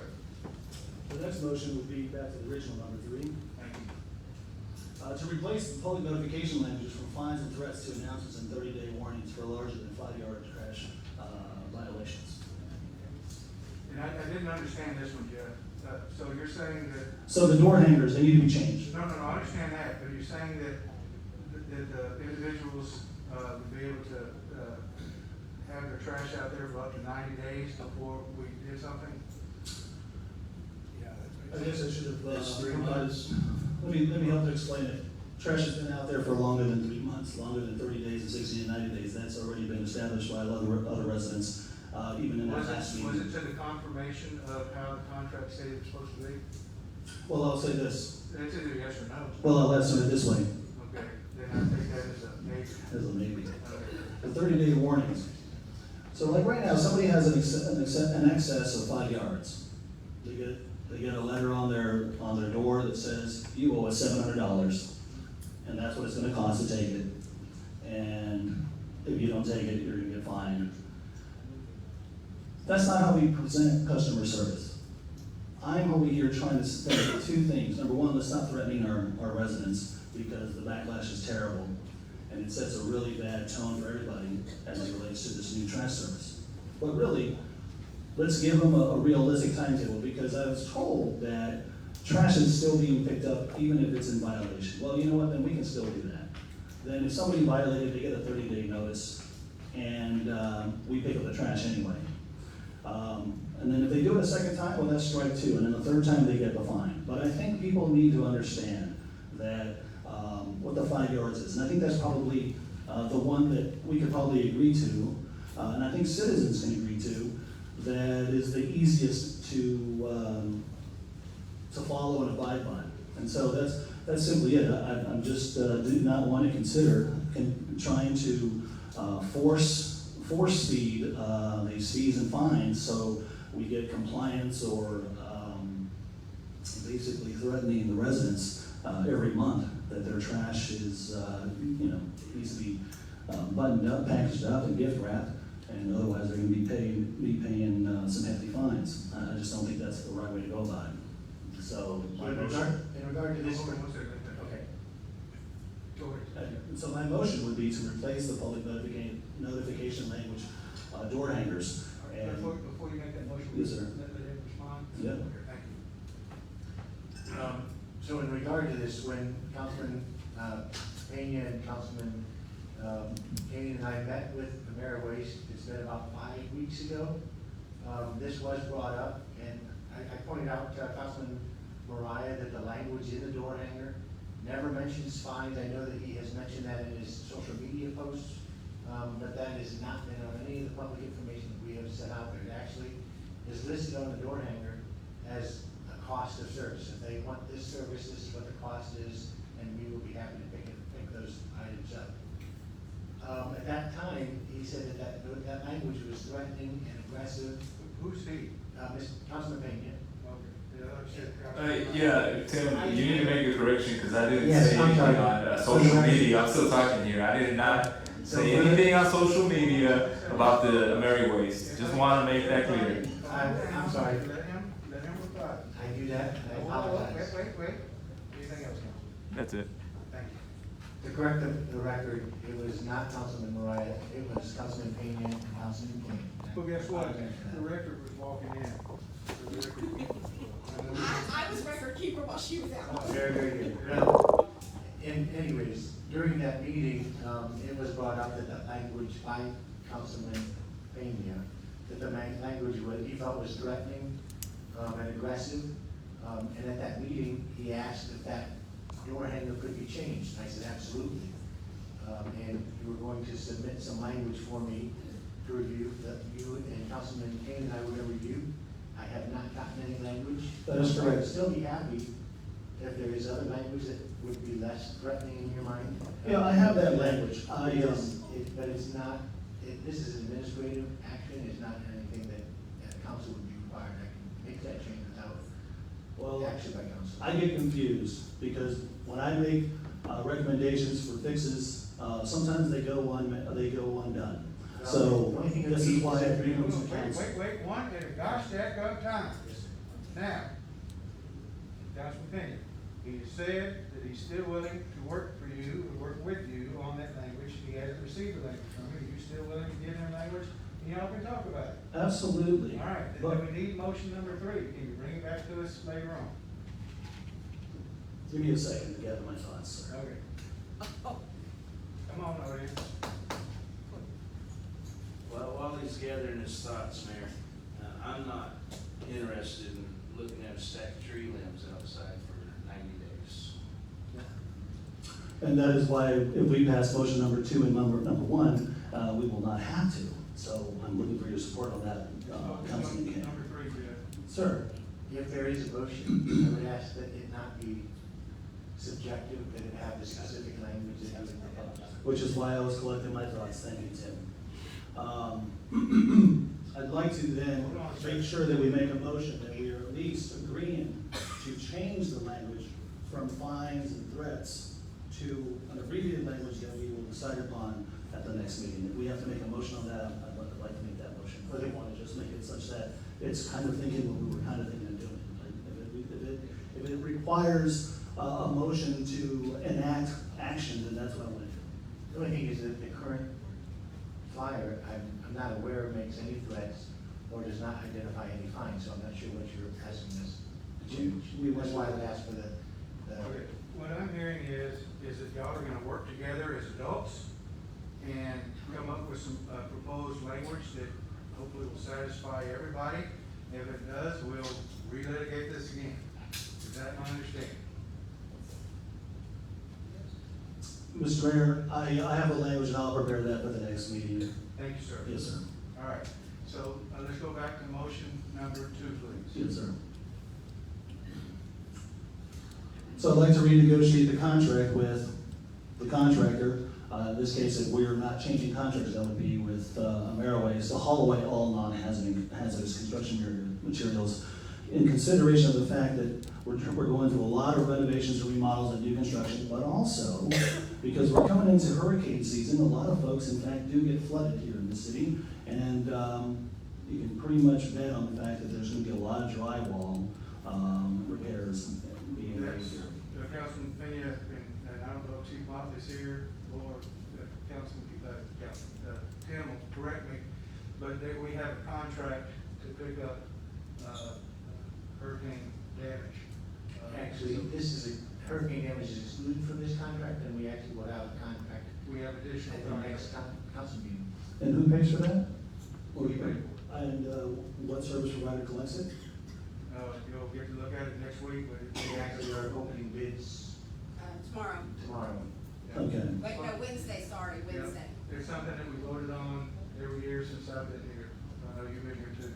Well, I'm curious though, is that gonna only be for the storms? Or is that gonna be a monthly event so that we can make sure that we have? It's separate and apart, storm damage only. Whenever there's a declared emergency. That's correct. It's what we've done for the last, well, I don't know how many years I've been here, so anyway. Well, I'll just say this, and, you know, in terms of this particular motion, and for that matter, the relationship we have with AmeriWaste, we want to listen to our citizens. Never have we operated under saying, well, we only need a minimum number of data points to make a decision. Sometimes we've made decisions based on the feedback in the audience, and we've only had maybe 5 people in the audience. And so what I think is really beneficial is that here we have tonight a collection of 71 participating residents, unique residents, expressing themselves who might not make it to the meeting tonight, or any other council meeting. And that's really the whole point here is that we now have a broader scale of residents voicing their opinion that yes, they would like this service to change. And so if we're not gonna change the provider, I want everybody to understand the whys and who is voting for that why. But really, there's no reason why we all live here that we wouldn't want to make this better. And if AmeriWaste really wants to continue working with us and being here in our community and not being vilified, then we want to basically invite them to get back to the table and renegotiate the contract so that we can in fact have the non-hazardous construction materials collected. So I don't know if it requires a motion to say that yes, we're going to sit at the table with AmeriWaste to have the non-hazardous construction materials renegotiated, but if that's what we have to do, that's great. It doesn't mean they're going to change it, but at least we can at least have that conversation. You know, there's danger in words. And you've used a number of words now, Jeff, and the last one is just, it's driven me over the edge. Which word is it? Now, I'm falling down a damn rocky cliff and gonna hit hopefully sand, but it's probably gonna be hard rocks. Because you just said vilified. I don't consider these folks villains. My gosh, they're a service provider. None of you said they won't be vilified. Don't twist the definition. I just, what does vilified mean? Well, What's when the I- root of vilified? well, here's the deal. What I'm trying to express here. Okay, well, let me finish. I don't want you to spin my words. I'm not spinning your words. I just heard you say vilified. Listen, there's a lot of positive Now, let me tell you review something. on I this. don't hold them in, that they're vilified. I don't consider them villains. They pick up my trash. Right. You know what? I follow the rules. If I had both trees out there cut down, which I couldn't cut down because my shoulder, my brother did, we bonded them and they picked them up. Just remember, Mr. Gonzalez spoke tonight. He Well, follows the I rules. understand that, but you know what, if you would understand, if you But listen the to rules this, are not is available. we had a separate meeting.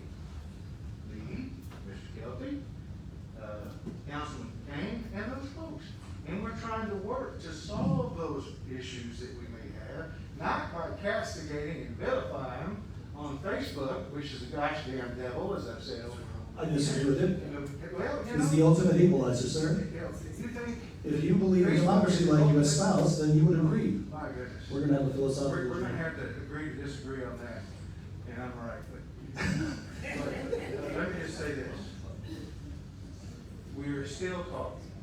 Oh, Is that your understanding, Mr. Kane? That is my understanding. And we're still talking. You as peer closing that as well. And so we are gonna look for certain things that we may can do that may help our seniors and so forth, you know? But we're gonna do it responsible, and we're gonna do it under the contract, and we're gonna do it appropriately, and we're gonna do it professionally. Because once again, and I've said it a dozen times, we all had the opportunity to either meet with them or read the gosh darn contract before we approved it. And the vote was 5-0. It was 5-0. You know what my vote was on that? Let me help to explain that too, because. You don't have to, you voted yes. No, I want you to understand something. I want you to What do I understand need to something. understand? You need to understand that the way I operate here is that I'm always looking to make sure that we are making progress for the utilities or the infrastructure services that we're trying to employ or the city services that we're trying to provide for our residents. But when we have third-party contractors, we have to trust that they're gonna act, but we also have to verify, sir. And if we are not receiving that service, by example of the trash is still being not picked up, you know, here we are, this is why I'm bringing it up. I'm bringing it up because I'm asked to bring it up. I'm not bringing it up because my own trash is not being picked up, although I did bring that up tonight. But I will tell you, I'm bringing it up because I am constantly, and I didn't invite these individuals here tonight. They came on their own volition. Sure. So, do we decide that, well, if it's only 7 people, we're not gonna do it? If it's 70 people, we're gonna do it. If it's 700 people, where's the tipping point on this? And I just want to understand where we put the responsibility for In your ourselves. meeting, where they were unprofessional, Yes, sir. did you ask them what the cost would be to do a citywide, pick up everything you want to, throw it out in the middle of the street and do it? Yes, I did. And what does that cost? They said they didn't know. Because you know what? You probably couldn't have a calculator big enough to figure it out. Well, Right? that's That's the the deal. issue, That's Jeff. not the issue. Oh, my goodness. That's not the way, If that's an folks- unfair way folks- to characterize. Let's do it this way. Yes, sir. Make your second motion. So, again, the second motion would be that to have council to invite Ameriways to renegotiate the hauling away of all non-hazardous construction materials on a monthly basis. And you make no distinction between a private or professional contractor. No. So when somebody gets their house built, they shouldn't have to pay to have it taken away. Well, do you want to create that caveat? Shingles, hazardous, No. I don't know what his definition is. Well, I'll tell you what's more hazardous is right now, there are roofing shingles on our beaches and on our back roads. That's more hazardous. That's the real situation going on here, Bruce. All right, no, I don't dispute that. Now, we have a motion, do we have a second? Yeah, I'll take it. Okay, do we have a second? I'll call the question, all those in favor say aye. Aye. Aye. All those opposed? Nay. Nay. Nay, motion denied, next motion. Thank you. The last one here is to renegotiate the contract with the contractors to haul away all trees and brush left in the front yards to not be gift wrapped. What I want to also add on this is that we also include a mulch center that's provided by the city. Why? Because what was expressed by the Ameriways was that they didn't want to be hauling it all the way to Houston because it wasn't cost effective. So I thought, well, maybe we can help by having the mulch center. I consider that. What's the cost of a mulch center for the city? Well, we can certainly look at those numbers. I'd like to know what those numbers are. Well, But here's the deal. What I started this conversation was with, the citizens are asking for this. Right. So we gotta try to make it happen. Yes, and so what I would say is, with that certainly expense, and I'm sure it would be expensive, but that's fine, if that's what folks want to do. We have our strategic planning meeting coming up June 25th. That is a prime time to bring up new items that you want to talk about, and then we can kick it around and get staff to get numbers for it. I'd like to be ahead of the curve. Thank you. Pardon me? I'd like to be ahead of the curve All there. right, so make your motion. My motion is that that the city council renegotiates the contract to haul away all trees and brush left in the front yards and not gift wrapped. Additionally, I may have to make another motion after this, but I certainly would like to make sure that we renegotiate that, because that seems to be the number one clamoring complaint. Thank you, sir. Yeah, I'll take it. Thank you, sir. I'll call the question on that. All those in favor say aye. Aye. Aye. All opposed? Nay. Nay. Nay. Nays have it. Thank you very much. Anything else on Yeah, item 10? so the last motion I'll make is that the city provides the mulch center. And we have to have that for the next strategic meeting, that's fine, but I'd like to go ahead and make that motion here tonight so that the public understands where we're thinking. So I'd like to make that motion that we in fact pursue a mulch center and create budgetary monies. And I think we have more, maybe for that matter, we'll make a budget amendment to do so, but that we start taking a serious look at that. I would recommend that before council take action on that we actually know what the cost would be. Well, I was gonna say that I think there may be some support on that, but I was gonna actually move to table it till after the strategic planning session, and Mr. Kelty, understanding that council desires to have some numbers by that time. I'll go with that. All right, is that a second then? To table it? Yeah. Sure. All right, we have a second. All those in favor say aye. Say aye. Aye. All opposed? Motion carried. Very good. We done with 10? Very good. Number 11, discuss and take possible action on current job. I asked to talk and you say, wait a minute. Can I talk about item 10? I thought you spoke trash earlier. You did. Can I talk again? You say, wait for a minute. And I wait. That's what I wait. I tell you what, come on up here. You can certainly talk. Okay, thank you. Thank you again. Certainly. I guess if all together rent a van or borrow one of the trucks from land everybody around the city and find out we really have a problem. Whenever you accept we have a problem with the trash, you can do something. If for you it's not a problem, great, thank you. And I believe that you take care of your trash too, don't you? Yeah, I take care. And I so take why- care of my trash, but I want to. Why can't others? Freeport City clean. Why can't- My house is clean, but I need a Freeport City clean. But Julian, all I'm asking is why can't others keep their houses clean like yours? No, but just go around. Probably you just drive the second street and Russell Square, and probably most of you do the same. Go to the other street, and you can see a lot of mess. Just like I say, just rent a bus, rent a van, or borrow the truck. The big truck is driving. 4 or 5 people will fit right there and can go to the city and find out I'm telling the truth. Thank you. Thank you, sir. All right, item number 11. Discussion, take possible action on current jog trail project. Councilman Pena, Councilman Morale. Yes, so this right here was the levee jog trail. It was budgeted here on for this fiscal year. And really glad and excited that it's installed there and there are more folks using the space. But there are some fixes on it. And so I want to go to the next slide, just kind of help demonstrate what that is. So you have the jog trail right now, it's the current route. And the current route is the yellow starting from River Place, if everybody can help to identify that on that map pretty clearly. Do I have a yes? Anybody not able to here? And it's up so that everybody here in the audience can see it. I'm not sure if anybody on social media can see it.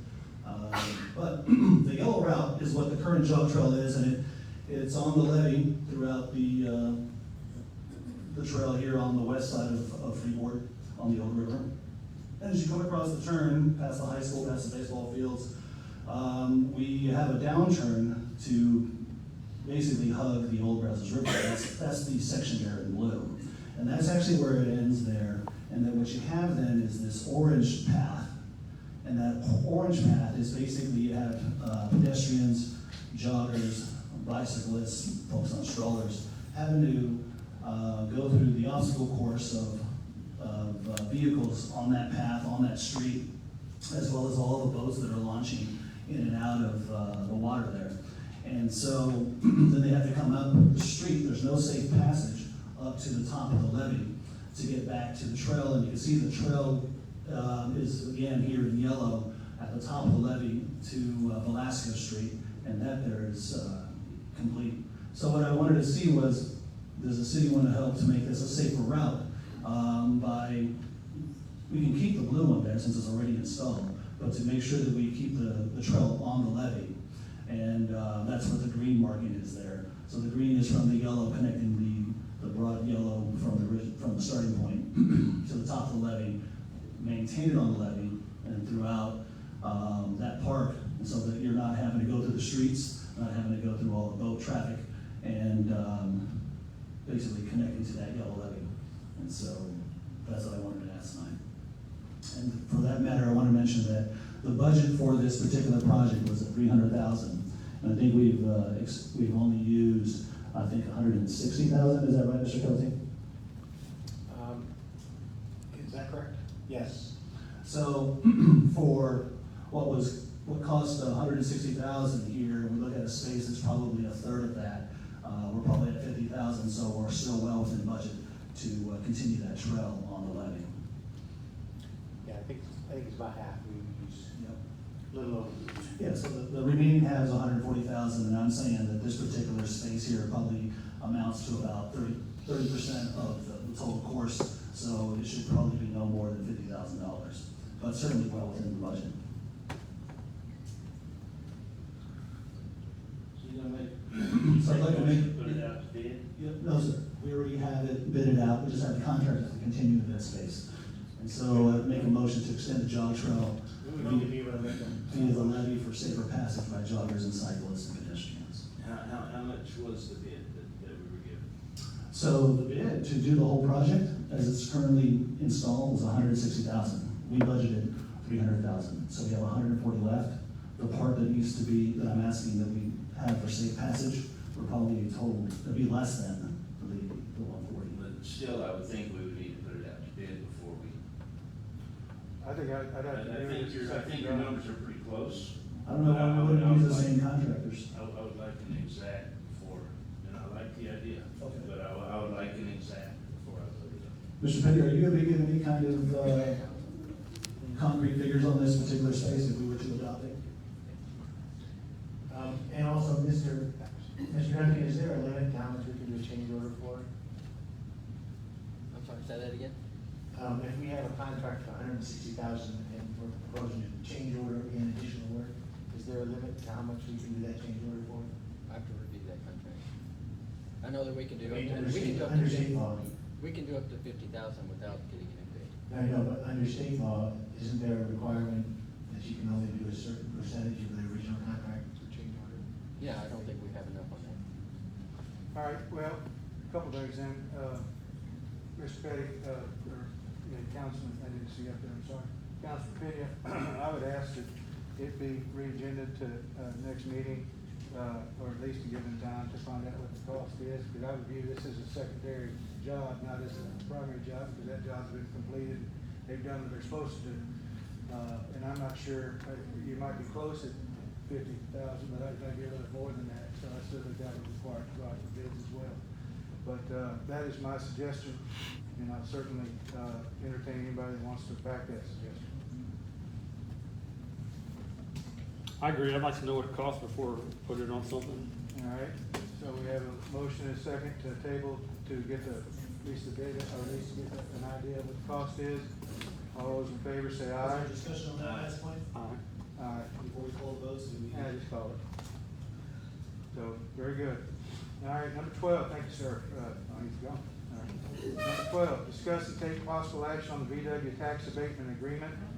Councilman Pena, Councilman Mariah, and Mr. Kelty. So, or can, Mr. Duncan. point of information, Mayor, I'd just like to know what the vote was for the last. It was 3-2. Okay. We're still on the same, CC meeting PowerPoint. There wasn't anything else on the PowerPoint, too. You're talking about item number 12? Yeah. All right. Let's go back to the flash drive, please. Let's see here.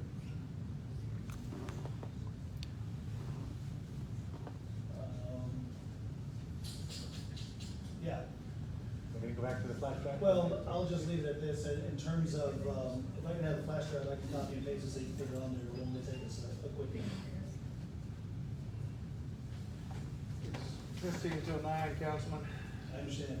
And Well, we had- you understand that we cannot take any action on this particular motion or this particular agenda item. Is that correct, sir? Correct, sir. All right. So with that, I'm going to move to table this to next week's agenda, which is a regular stated council meeting. And I'm looking for a second. I'll second. We have a second, Councilman Kane. I'll call the question. All those in favor say aye. Aye. Aye. All against? Nay. All right, 3-2. Thank you very much. Work session, item number 13. Councilman may deliberate, may consider any item listed in the work session. I'll go first this time. Lance, we appreciate everybody coming up. Thank you. I think y'all are out there doing a great job, especially in the heat. Please keep them hydrated. This is extremely important. All departments stay hydrated. I know Chief Motley sends out an email, and that's basically his salutation, is to stay hydrated. I appreciate the work that y'all been doing here within the city. I was going to the doctor last week. I was laid up with bronchitis, and I was headed out to the doctor, and something must have exploded. There was paper everywhere, the individual little pieces all over, as you're heading out 288 by the Dow Bridge there. And I said, oh my gosh, my wife was driving at the time, and she said, what are you gonna do about it? I said, I don't have to do anything about it. And she said, well, why? I said, well, one, I'm sick. She said, well, if you weren't sick, what would you do about it? I said, I don't do anything about it. She said, why? I said, because Petty and the folks are gonna get it done. And we went out to Dr. Resident, and he gave me a shot. And when I came back through, it was picked up. So congratulations to all your department and everybody that got out. That was a job well done, because that was a mess. That was a mess. I mean, folks, I'm telling you, it was 40 yards long, I believe, the trash, individual pieces of paper. So thank you. We did have two folks pass away that were very near and dear to us. There was a celebration of life held, and certainly probably I would surmise that there'll be some more remembrances as we go along. Because both of the individuals were unique, Ms. Williams and Mr. Hickey, and made immeasurable benefits to our city and contributions to our city, and they'll be well remembered. The last thing I would say is that once again, it is hurricane season. It's unseasonably warm, which means the Gulf of Mexico is going to be warm, and depressions love to find warm water. So let's be awake. Make sure your insurance, your windstorm, your flood are paid. Because once it gets into the Gulf, they will not take any payments for it. Make sure you have a plan. Make sure you check the city website, and just be prepared. And sign up for everybody. Thank you for that, Tim. I think that we have held it together well as a city. We've been through hurricanes, we've been through freezes, and so nothing can scratch our backs. But let's just be prepared. Thank you, Councilman Pena. Announcements and comments. Thank you. Yeah, I definitely want to extend my condolences to the Hickey family and Ms. Williams' family as well. I also want to touch on the citizen comments that were had here this evening.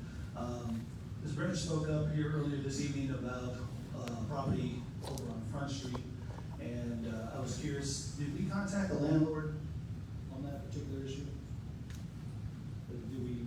Yes, sir. Do we need to contact the landlord, or do we just contact the tenant? Both. Okay. And how much was is their water in arrears? I'm curious. I'm sorry? How much was their bill, or is their bill, their outstanding bill? So when we had the complaints about code enforcement, I checked with the utility department, and they had said that one of the houses had been turned off since October. One of them had been turned off since, I think, March. But I had verified that it was still off, and in fact, they had turned it back on. In one case, there was about, I don't recall, 15,000 had gone through 1 meter since the last time it was read. $15,000? 15,000 gallons. Now, what's the price on this stuff? I need a monetary figure. I don't know. Because the fact is, if that was billed per month, depending upon when they turn it back on, there's a minimum bill each month for water and sewer and trash. So, but regardless, the utility was turned back on and the meter bit was not, with the cap. Well, you know. And I know that I did get a picture from this, it may have been Ms. Bridges that had said that, and we had the police go right over. They did catch them in the middle of trying to turn back on. They were unsuccessful. I would just say this, is that, Mr. Gelty, when we're talking about customer service, I get that, and I appreciate that. And I hope that the city hall appreciates that. And we also got to remember to have compassionate hearts on these families, because here's what happens. You lose your job. Desperate times call for desperate measures, and these guys will probably turn their water on again if they have a chance. Or they'll ask their next door neighbor, hey, can I borrow your water hose? And I just want everybody here to look to their Christian hearts about that. And that's why I want to ask what the amount is that they are in arrears. We should be looking to try to help these folks. Maybe reaching out to the local churches to see how we can do to help them versus try to penalize them. Or the local crack dealer, and you could probably help them. Jeff, there's been 3 felony arrests in the last week out of the house. Yes, exactly. So get your facts straight before you start, clouding the air again. You have all night. Very good. Well, Mayor, I really don't appreciate the colorful commentary and editorializing by Councilman Brimage, and I would hope that you'd help to check him on that, sir. Please stop. Go ahead and proceed.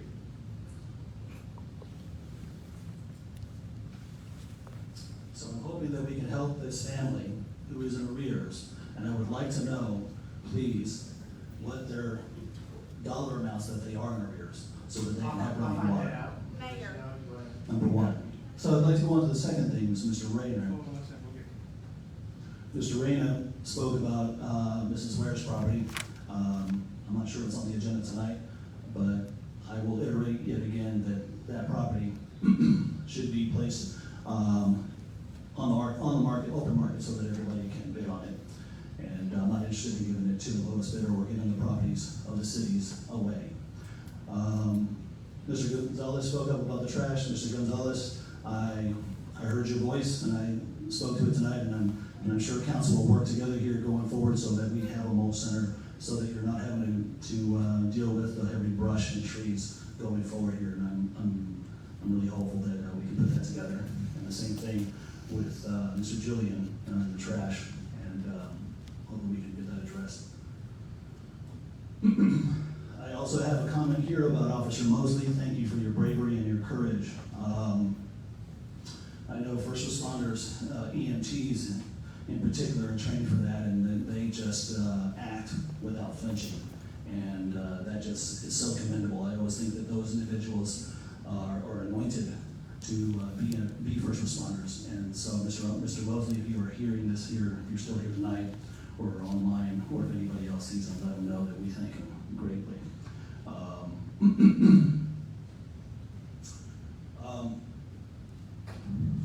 The other thing I want to mention here is I have a couple of slides, Mr. Kelty, that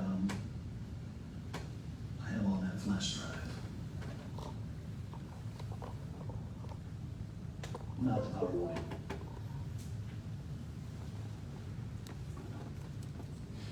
So the thing I want to make mention of here is the second and the last row reflectors, the lanes. That particular photo.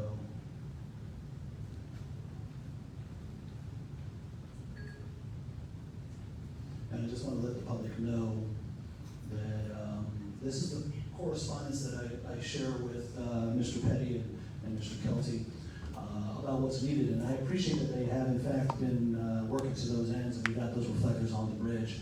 But I put in here with the reflectors. Those reflectors are super powerful, and certainly we have them in abundance, so there's no delay in getting the materials as we would have had to wait with the tape. So I put the reflectors there on the walking paths because this particular intersection is very low visibility, even with the power lights up, and even with Motel 6 having their lights on. It's a very low visibility area here. And so what you see there in blue is where we could put additional white reflectors, and I only put them in blue so that you could see them for this particular image. And if we dial right, arrow right, we might be able to get to the other image that I have. Excellent. Next image, that image. And this right here is just a perfect example of how these reflectors work, how powerful they are. You don't have to be right up against them. I'm probably 100 feet from these. And this is from the Phillips 66 parking lot, and they work great. And so I want to commend Lance Petty for getting these in there and get to finish the work. I also want to thank Eric Hayes for helping to come up with the idea of the reflectors. And so I'm hoping that we can continue that work on that intersection on both sides so that we do have reflectors. But if we go back to that slide, 2 over, the next one. Yeah. I want to make mention here that I have them in the lanes. This was brought up again by constituents here. I follow Concerned Citizens Facebook page, and they had been pulled over because they could not see what lane they were in. And so, though the reflectors in the median are important, so on a stormy dark night, it's hard to see the median, it's equally important that we got to be in the right lane for safety, especially if we're merging or turning off to the right or left. And but I want to also make mention of here is that there's reflectors from Velasco Boulevard at 1495 all the way south to FM 36 would be equally useful.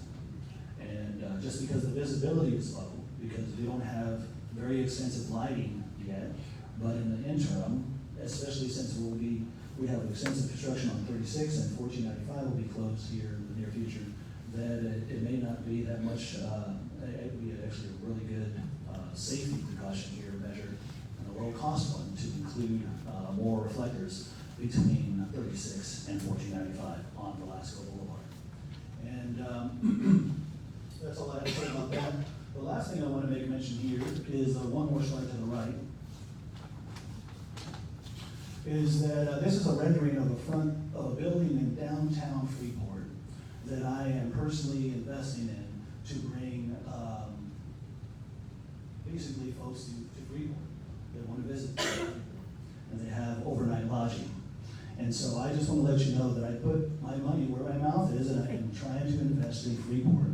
And so when I say, and I'm looking forward to the EDC promoting more investment for rooftops and residents in downtown, when Mr. McGinty says it, when Mr. Matamora says it, and I know how the rest of the EDC board is thinking that. I'm hoping that we continue to lower the barriers to allow for additional investment in Freeport, especially downtown.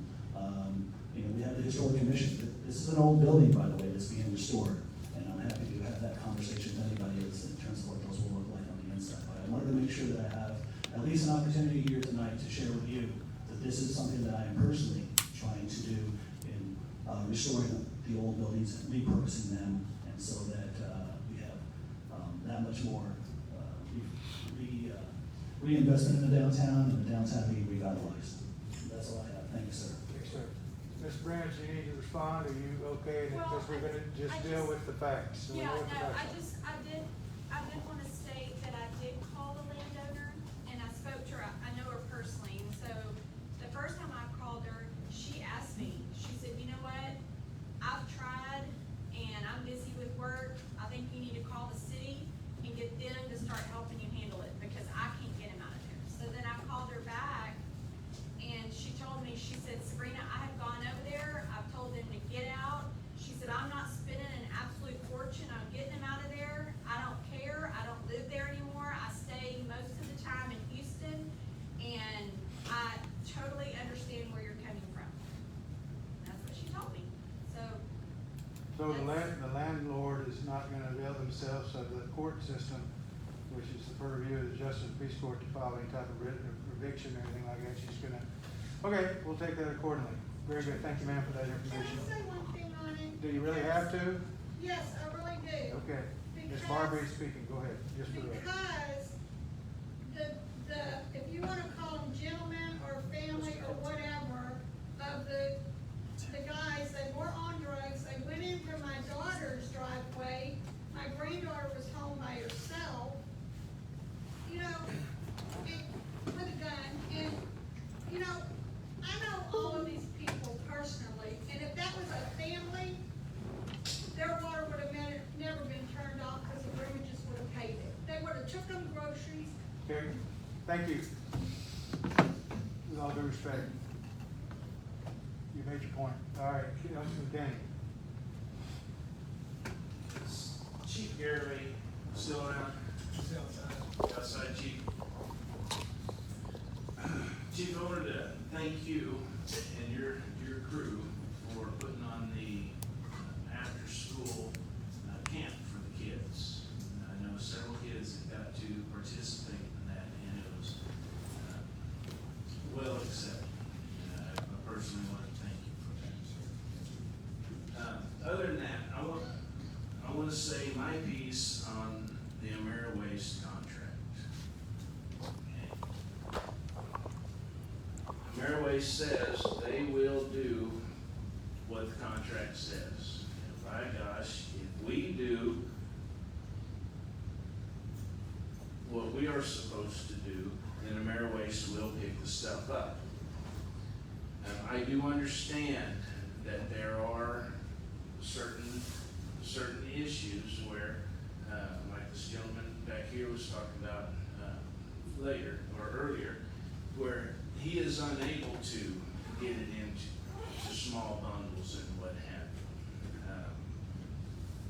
you. We are going to run into instances like this, and in a case like that, as a city, we will get through it. Now, what we can't have is these garbage sandwiches sitting out in front of our houses for months.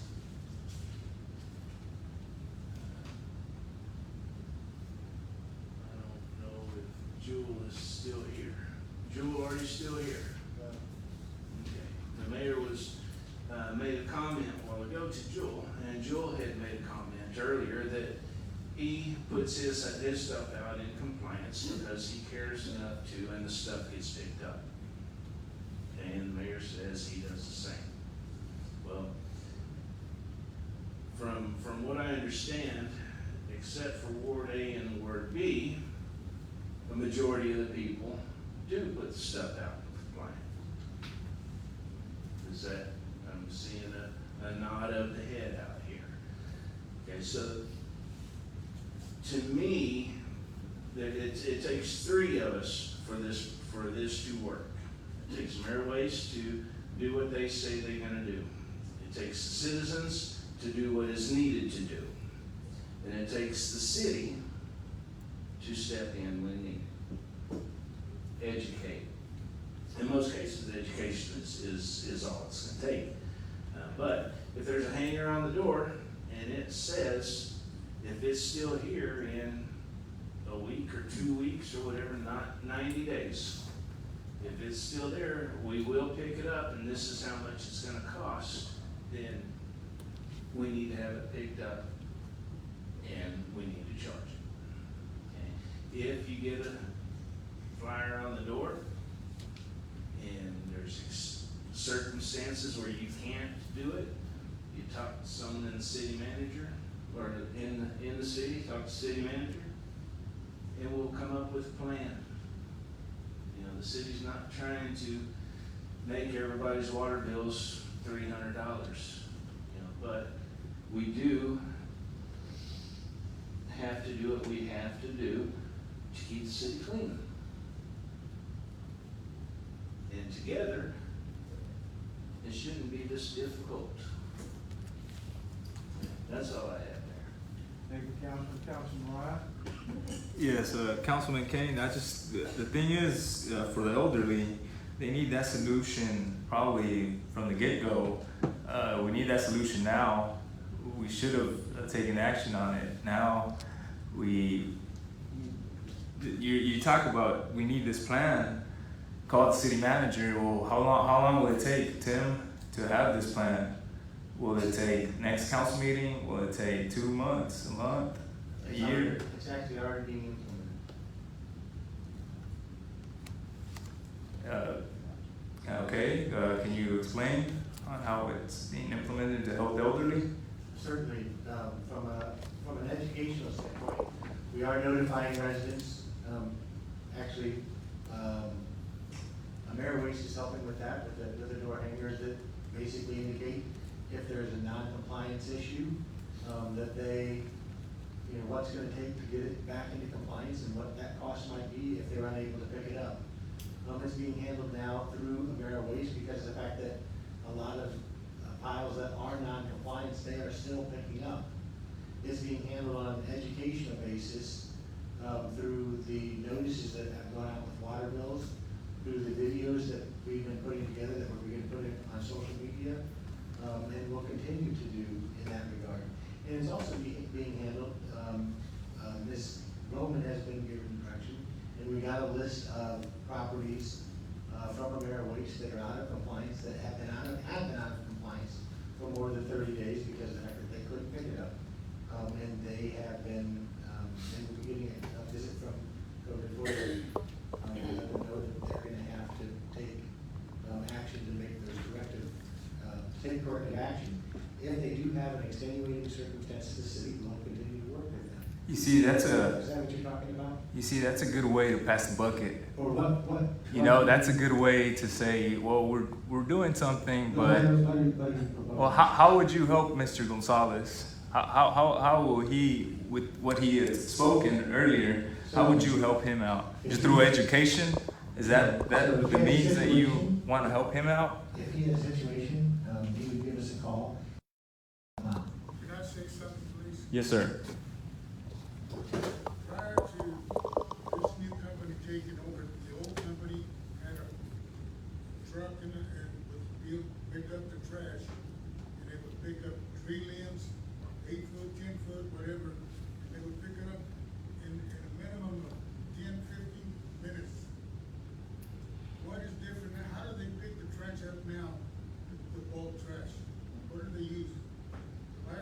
saw when they picked it was by hand, and I'm sure they have to have some chainsaws to cut limbs, throw them in there. But what do they have against using a claw? I mean, I can see the cans are no problem. The guys do have a hard time picking them up in 100-degree weather, and they might fall out, but that's their problem, huh? Certainly. What I'm saying is, why is the opposition to picking it up with mechanical means? Can you tell me? Well, as far as picking it up with mechanical means, Waste, that would be up to them, whether or not they wanted to use a claw or whether they wanted to have folks following the truck. That is not spelled out in their contract. They have elected to have people pick it up by hand. In regard to your particular situation, if, like I say, if we have a household that has, if there's an elderly person that can't take care of it, we'll deal with that on a case-by-case basis. So, Mr. Gonzalez, can you call Mr. Kelty? He'll give you his number. He said he would take care of it. I think that we need a solution. Do you have a problem right now at your property? Okay. Well, I think we need to come up with a solution. But that's not the point. The point I'm trying to make, there's a lot of people besides me that cut limbs, and you're telling them you gotta cut 3 cubic feet or whatever. Yes, if they're capable of doing that, they need to take care of that.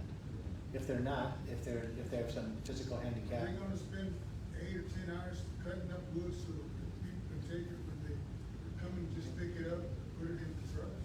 No, sir, they're gonna, hopefully, everybody will get educated, and the ones that can do it will do it properly, and the ones that need help will get some help, will contact City Hall.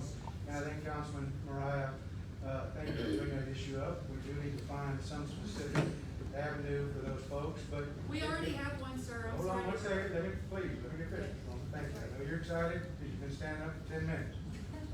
Mr. Gonzalez, that was an agreement that was reached between the city of Freeport, to answer your question directly, that was an agreement and a contract that was entered into between AmeriWaste and the city of Freeport, through your representatives, the city councils, to do that particular contract. And it was, the contract was negotiated and reviewed and approved unanimously by all folks. all I mean, how councilmen. did you all arrive at that contract when you didn't have citizen input? People saying, what are you gonna replace this with? Right. The same service, or is it gonna be by hand? You got a tile that's 10, 20 foot long, it's gonna take them all day to load that. Do you know, Mr. Gonzalez, that the contract that we have, the new contract, actually allows for more yardage of waste to be picked up each month than under the old contract? Yeah, but if you don't have to waste, 90% of the people don't have waste. They got it when they got limbs or something that they have to clear. Well, I consider limbs waste as well. It's trash. It's all something that's easily picked up. And if it's cut to the certain length, I believe it's 4 foot, and if it's wrapped up in pieces that aren't bigger than 18 inches, it will be picked up, and that's their contract, and they have to pick it up. And how do they pick it up? By hand? They gotta pick it up, however, Janelle is gonna help them pick it up. So They're in gonna other pick it up. words, we're going backwards to the Stone Age to pick it up by hand. No. When we have equipment that picks it up.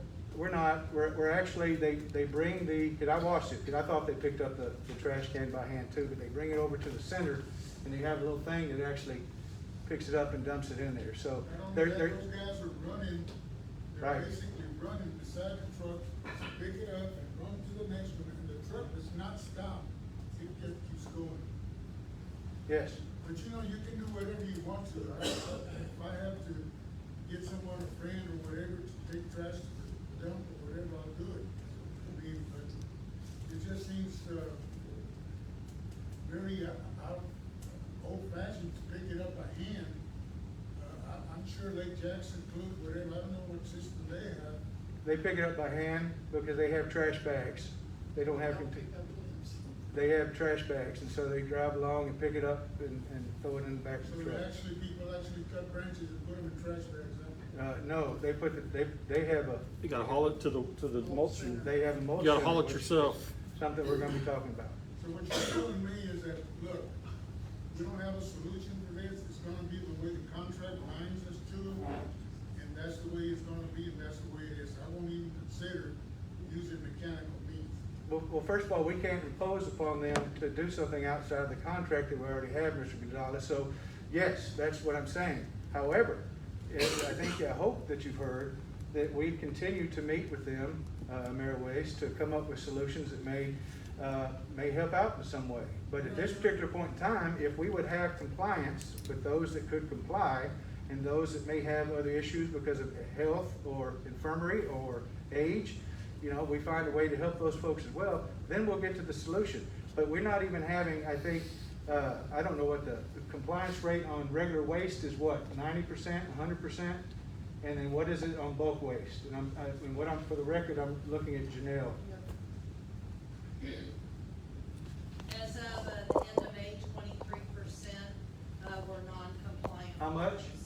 23% were non-compliant. So that means? 76, almost 77 was compliant. So for the month. People that set out bulk waste. Hold on a second. In the month of May, 76% of the citizens of Freeport were compliant.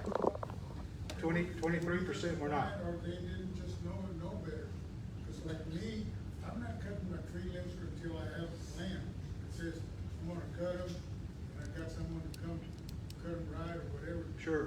And you know, tree cutters are not cheap now. No, they've got expensive. Gas and everything going. But I just don't see a solution that you are offering to make things better. Say the status quo is where it's gonna be. That's just stuff, we made a contract and we gotta go by it. Well, when you do make, and I appreciate you coming and I appreciate your comments and I encourage you to come all the time. But a contract is a contract. We go into it as your representatives knowingly and, you know, with knowledge. And once again, I reiterated that we all should have read it. I certainly read it. And then we approved it. So your representatives approved this contract. And you're hearing from the representatives that it's almost 99% compliance on regular trash pickup. And then on bulk, it's declined to just 23% over the last 4 months. Is that correct? What did it start out as? In April, when we started, 43% were compliant, 57 weren't. All right. So that's of the people that set bulk. Correct. Yeah, I got that. So, Mr. Gonzalez, it's actually improving overall. 1/4 of the people are not compliant. Basically, that's correct. Well, I'm gonna tell you right now that I think, you know, that we should have mechanical means of picking it up. And it's gonna continue to be a problem just because people are gonna complain about cutting it to three. You know, if you cut a whole tree down, how can you cut it down into 3 or 4 foot sections? A whole tree. Yeah, I've done it It doesn't before, make but, sense. you know, I'm superhuman, so, I don't know. But thank you for your comments. So solutions, you know, Jeff had mentioned some and we did what we did, but just renegotiating with AmeriWaste and probably speaking, I don't know, Tim, maybe you can speak with Waste Connections to have them just do bulk pickup, see what the cost might be, how much it will increase every citizen. That'd be something that you should do just to see what our options would be. Actually, AmeriWaste has an exclusive contract with the city, so we would be able to go to Waste Connections. You would be in violation of our contract. Could we renegotiate with AmeriWaste and that at least that exclusive just to do bulk? Mr. Duncan, would you explain the contract, please, sir, what the contract means? Okay, so when you sign the contract, those sides are bound by the contract to follow the contract as signed, right? Now, if one party or the other, if both parties are interested in renegotiating, they both have that ability to do that if they want to, but they're not required to. An exclusive, the city has legal ability to give exclusive franchise to a company to pick up trash. And we've done that with regard to regular trash and bulk waste. Talking to another company would not be a violation, but we couldn't sign a contract with another company because we have an exclusive contract with AmeriWaste. So it cannot be renegotiated unless AmeriWaste is willing to renegotiate.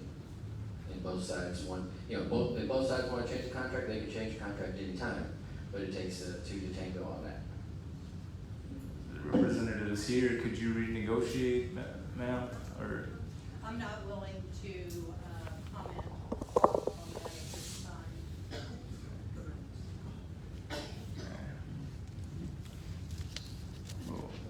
Well, Ms. Roman, you mentioned you had a solution. Can I, Kathy and Ms. Roman?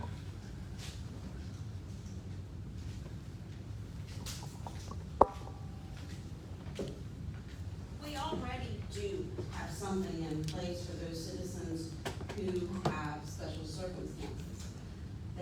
They call City Hall. I'm that person that is in charge of this. I do work with the Maryways.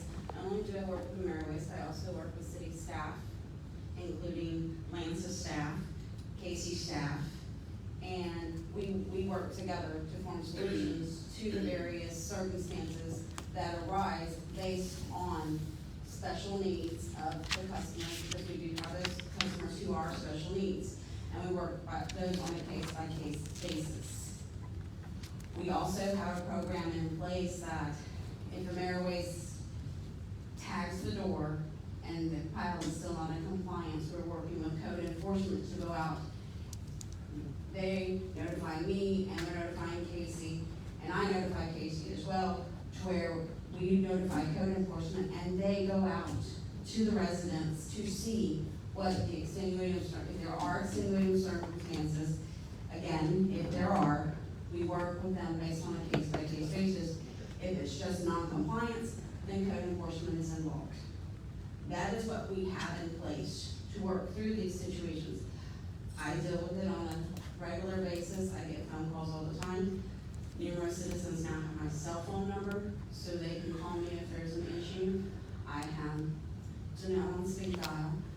Like I said, it's not just something that they're working with, because sometimes there are things that they may not be able to do, but there's something the city can do in this regard. It is a true team effort that is going on to ensure those that have special needs and extenuating circumstances are being helped in the community. So for the elderly, they just have to contact City Hall, and you said you had a program down. Can you elaborate on the program? They just need to call so we can work with the Maryways to figure out what meets their needs. Okay. Like I said, it is a case-by-case basis, and it's one that not just, as you think, that just the Maryways is to solve. It is every city department working on it, because there have been times when I went to Lance, hey, I got a special circumstance. Can you do this for me? I can write them cookies and candy, but that's beside the point. But it is a team effort. Or I'll go to KC and, hey, can you go look at this? And that's what we do, but we have to know, the customer has to notify us. Because we can't just make any assumption that every pile is the same. But like I said, the Maryways notifies them and there's no response, then we do send code enforcement out to talk to the resident. How do we communicate that? Yes, but call me. I think it's better for a citywide notification for the elderly. We have to do more than just assume, make assumptions, because I had emails sent to me, and just an assumption is not good enough. We need to talk to these folks, see where they're at. We got to meet them where they're at, the less fortunate or the elderly, to make change. Because if not, that assumption, that basic assumption, oh, I got to call City Hall, and then they get fines, and you have a lot of complaints. I think one of the things that Kathy just said was that we're not making any assumptions. We're not making any assumptions. Well, it does seem like you're making assumptions right now, because what's? We don't Just know. call me. They have to call to notify City Hall if there is an issue. Okay. Otherwise, they're notified, and then Maryways stays tagged. Then code enforcement goes out and speaks to the individual resident. So we are making that contact if the pile stays out longer than the tag. But otherwise, if the customer does not make a phone call to City Hall, we don't know if there's an issue. That's part of the communication is they call. and then now code enforcement is now working with the citizens on an individual basis if the notification is not responded to, because on the notification, it says if you have any questions, please call City Hall when they're tagged, and they call. Thank you, Kathy. Brooks, can I make one more comment or a little positive? Oh, I'm still. Let's let him finish, and then we'll go forward. Go ahead, Councilman. Well, I hope we find, I hope that the elderly citizens will call City Hall. I hope that they are communicated that and understand that. And the next thing I want to go to is the soccer fields. Mr. Kelty, I sent you emails earlier. You didn't respond on the soccer field lighting and the generator. Is there an issue why you weren't responding? You didn't get to it, or? And Mr.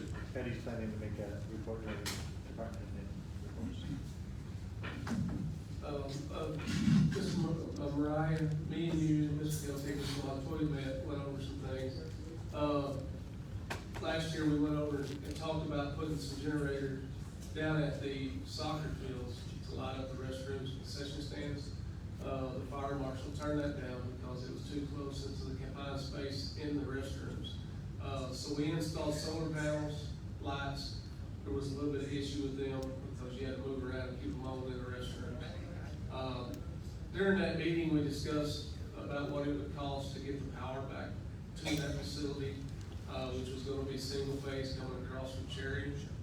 Center Point would put a pole in and a drop horse, and then an electrician would put in the main panel, and he would have to trench, put new light poles in, because the existing poles there now are concrete, so we can't drill into the existing poles to put new lights in, and the existing lights are three-phase, so they wouldn't run off the single-phase power. So all in all, the poles, the lights, the electrician, all of that was running about $110,000 for that project. Now it's pushing 130 now. I got some new figures today. But we also, me and the electrician met down there again after we had our meeting, and we were looking at things, and we looked at the option of purchasing a generator that's large enough, three-phase generator, to power the transformer that's down at that location. Once that generator is wired in, and the purchase of that generator is around close to $33,000. It would be a skid mount that we would mount at that location, have it tied in. It would power everything at the soccer field, including the existing lights. So we wouldn't have the expense that we have now.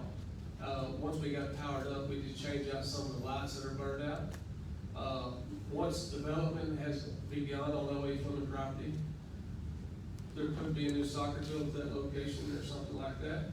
We would be able to take that investment of that generator, load it up, and move it through our facility to be able to use in emergencies like a rec center and things like that, to be able to power it up. So we're looking for options to get this thing going. The best process would be to purchase that big generator and get it on site. Why haven't we purchased it? We're waiting to come to council for it. Waiting. I mean, you looked at it. What's the maximum amount to purchase it? It's $32,500. I thought that. What's the maximum amount that that we need to have council approve it? Is it $50,000? Yes. Yeah. So you could have already purchased it and have it down there for the kids. Well, you gotta purchase it. It's gotta get here. You gotta get it on location. Electrician's gotta put it in, and it can happen pretty quick. It's in Houston. But I have to get the approval. I can't just purchase it. I've got to get the approval to purchase it. So that's where we're at. Why isn't it on the council agenda today? I mean, why are we pushing back? What's the deal? Mr. Guilty can approve that purchase. Have you gotten any other quotes than the one? I've got one other quote right now. Yes. I haven't got the third quote yet. Yeah, so the policy is gonna get 3 quotes. Mr. Betty, what were the electricians that have been consulted for this particular question? Penny's Electric. Is that the only one? Yes. Okay, so I expect to see 2 other estimates on this? Yes. All right. Or is it minimum 3, or is it more than 3 as well? You can get more than 3. Okay. Typically, we have 2 to 3 that respond. That's about it. As far as the stopgap solution to get the actual generator, that's something Mr. Kelly can actually approve and get moving. Yes, we can get that moving. It's out of Houston. I think the soccer fields, I've been hearing everybody clamoring about the soccer fields for the last 6 months, and I know it's something that's, that Councilman Mariah is very passionate about. And I respect that. But I would expect that we don't put a stopgap solution on something that is of that high profile and of that high demand, especially when you have a lot of families and people are saying, hey, we need to do this for the kids. Our children have no adequate soccer fields. This is why tournaments are going to other cities.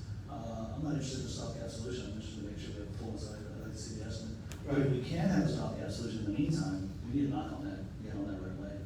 The other issue in regard to whether, even though my authority is to spend up to $50,000, it has to be budgeted, the budget has to be approved by council, and this is not something that was approved by council, so I would bring this to council for approval. Is that right? Your spending limit of 50,000 always has to be approved by council first? No, it has, the budget that we adopt every year has to include. But right now you. If council approves an item in the budget and it's less than $50,000, I don't have to bring it back to council. I can, and I have before, if I think that there's political ramifications, but generally, if it's a matter of expediency and it's already been approved in the budget, I will go ahead and authorize that expenditure. Well, I like the idea that we get this as soon as possible with your authority of signature, number one, as a stopgap solution, so we get this ball moving, we have the kids free for the whole summer, so that they might have it here before the end of June, number one. But that we also look at the long-term solution, so this particular project has a fixed electrical system, number one, and then that generator can be used for hurricane season come July and August. Makes perfect sense to me. All right, let me get this back under control, because this is outside, I mean, this is Councilman Mariah's comments, it's not all of us to start debating a particular issue. But if you want to ask this be placed on next week's agenda, either councilman, that's fine. And he can have the other bid by then and bring it back to us, and we can certainly take a look at it. Fair enough? Yeah, I just want to say that it just, after I went out there with Kelty, and we spoke to Mr. Kelty, sorry, yeah, Mr. Kelty, city manager, Mr. Kelty, and it was December of 2020 when we talked about this issue about soccer fields. I really think that it's time to take action, and so definitely need to put it on the next agenda to have action and really, you know, give those individuals, the soccer coaches and the parents and the kids that opportunity come fall for soccer season. So, you know, I hope that we get it going and stop all these delays that I feel the city's pushing through. Next thing I have, on 9th Street, they still have those potholes between Dixie and Yaupon. It's like the street kind of sunk in a little, or it's pothole mix. So I just want to clear that out the way. Councilman, that's between Dixie and Yopon, you're saying? Yes, sir. 9th Street. Yes.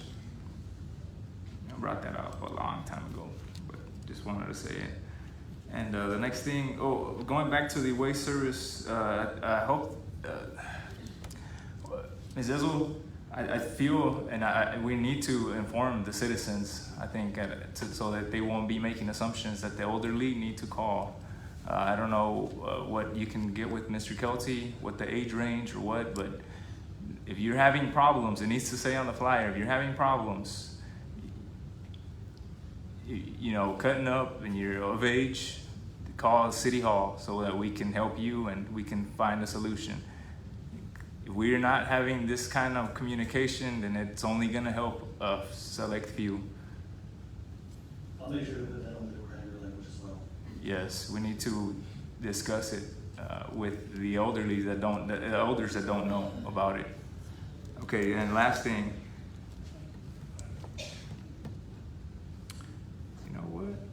Oh, 5th Street, Tim, do you happen to have any information on 5th Street? Remember I wanted to have a concrete street go from Yaupon to Dixie. I do want to see, I know the strategic planning meeting, the Mayor Bess spoke about it. It's coming up pretty soon. Is that in any planning, or have you had? Yes, it's actually Saturday the 25th at 8:30, and Mr. Petty has put some numbers together on the extension of that street. June 30th?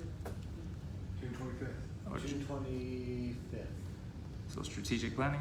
Yep, and I will be handing out the strategic plans next Monday for you all to review ahead of that ahead of that special meeting. Very well, very well. But, so it should be on there, you said? Fifth Street? It is. It is? Oh, wow. Very good, very good. That's all I have. Thank you, Councilman. Councilman Brennan? Yes, sir. I got a text, Mr. Kelty a while ago about phones at City Hall. Are we having trouble with them this week? Anything that y'all know of? Just, Was there any issues with phones at City Hall this week? I haven't heard anything, sir. okay, just check on them tomorrow morning or tomorrow during the day. A citizen texted me a while ago and said that she called several times today and nobody answered. Just to see if there's anything going on with that. And I told her I would bring it up, so I want to make sure I did. And I'm gonna cut my list short. I just have a question. Several months back, this council approved, to, have us fill out a list of our assets. And I know we paid the city attorney money to have that done. Where are we at on that? Has all council complied with that? What are we doing, with that? Mr. County, do you have an answer to that? Yeah, so on the ordinance that we adopted, requiring disclosure of assets by board members, I've gotten responses from everyone except for Councilman Pena. He has not, yet responded. Okay. Or what's our plan? I understood that night that, There were penalties for that. I have not implemented any of those yet. At this point, I will be very quick. Councilman Pena, will you get that in, please, sir? Have we gotten the revised form that is supposed to be the legal instrument versus the one that was drafted by city staff? That is the only form that we have. And we're not required to use that form according to the ordinance. You can just submit the information. Okay. that's all I have. Thanks, sir. Kevin, Mr. Kelly, do you have any other announcements or comments? I do have a couple of them, and I mentioned this to council about a month and a half ago or so, or a while back, in regard to the TxDOT Highway 288 project. I talked with their district engineer, and they were aware of it. Actually, I talked to them about 2 months ago. They came out and looked at it, and I went and drove it with them. They said that they are aware of the project. There is a project, a full resurfacing of that, a reconstruction of that road planned for 2025 or 2027. But they're not planning to wait to address the washboard problem. They said that at the end of this fiscal year, if they have money left in this fiscal year, they will address and make those repairs. If they don't, then they will plan budget money into next fiscal year to address 288 there between basically, I think it's between Avenue A and the outskirts of town as you head down Prescott Boulevard. In regard to, I also wanted to mention to council, BWA, as you probably read in the newspaper, is proposing a pretty large increase in their utility rates that they charge to cities. This is not a rate that we're going to be able to absorb. Kathy has put some numbers together. We will be presenting to council here in the very near future. It wouldn't have to go into effect until, their rate increase doesn't go into effect until September for the first bill being made in October. So we would probably also look at increasing, it just be on the water side, and that's only where the cost is being realized. But we do have to be able to pay the bill, so we don't have any other source of revenue to do that other than water. I will also mention there's a busy schedule coming up. Wednesday night, the city of Freeport is hosting the Brazoria County Cities Association meeting here in town. All the elected officials from around the city, around the county are invited to that. It'll be on the river on Wednesday evening at 6 p.m. Friday, during the day, we're going to have our employee summer appreciation picnic. Councilman Burbidge has agreed to fry fish. I know it's not going to be as good as Mayor Bass, but he's... Wait a minute. I'm sorry, I didn't say that. He knows the recipe. Yeah. But it was very much appreciated. And then Friday night, we do have a special council meeting, and we have a regular council meeting next Monday, and then the following Saturday is the, strategic planning workshop. Wait, Friday? You said Friday? Mayor, this is the Yeah, director's. Friday is noon to 4 for the employee picnic, and it's at 6 o'clock for the session. The only thing is on the agenda will be, discussion of the special counsel regarding the brass tax committee. That's it, next Friday? This Friday, this coming Friday. And we were limited because of the fact that Charlie Zach, our special counsel, unfortunately, as we look through the calendar, he's booked up almost solidly for the next 3 weeks, and he wanted to have this meeting as soon as possible. And this was the first really time that was really available. That's this Friday. This Friday. We're in the director's section, right, Mr. Mayor? Pardon me? In the director's section of the agenda, where we ask questions of the directors, of city staff. Of the directors? I'm sorry, I don't understand. On the agenda, On to what section are we on? oh, we're on 10. Is Right, okay. that what you're asking? Yes, I want to make sure I have a couple of questions. Yep. Can I make my comment real quick? He's almost done. Oh, okay, all right. Or you done? That's all I have. Go ahead. If anybody has a connection like with the scout troops, I wonder if they would be interested in helping people that needed help, like they're always working on badges. Somebody maybe that Kathy can have a connection with to. What's that guy's name, on Second Street, who passed the fence ordinance for him? Oh, He's a scout leader. yeah, that's, that's, Gosh, you're on the tip of my tongue. Sales. Sales, yeah. And I also was wondering if a disabled or elderly person can cut down an 8-foot tree, how could they not put it out to the curb? All right, we don't need to answer that. Thank you. Next, any other questions? Yes, sir. To Mr. Governor? Yes. Okay, go ahead. Mr. Kelly, you were saying the BWA is raising the rates? For the Yes, water sir. bill, is that right? On our Volkswagen contract that we're negotiating, we're stipulating that they're paying for the water, or the utility installations, is that right, Mayor? Yes, they will pay, yes. And they're gonna be responsible for paying water to the city? Yes, under our current ordinance, they would pay water bill just like any other industry. So right now, I just wanna make sure that we're negotiating the right things. And I'm trying to remember if we did the same thing for, all the heavy water users on the port. Is it the port that pays for them or the tenants that pay for them? It's the tenants, and the tenants pay for their own water bills. And they pay to the city of Freeport? Yes. So Volkswagen will pay a fee to us, and if the port has their own water account, they're paying us separately as The port well? also has a water account, I think that they pay for ships that take water on. Yes. And what again was the percentage of the increase for the water bill and the water usage?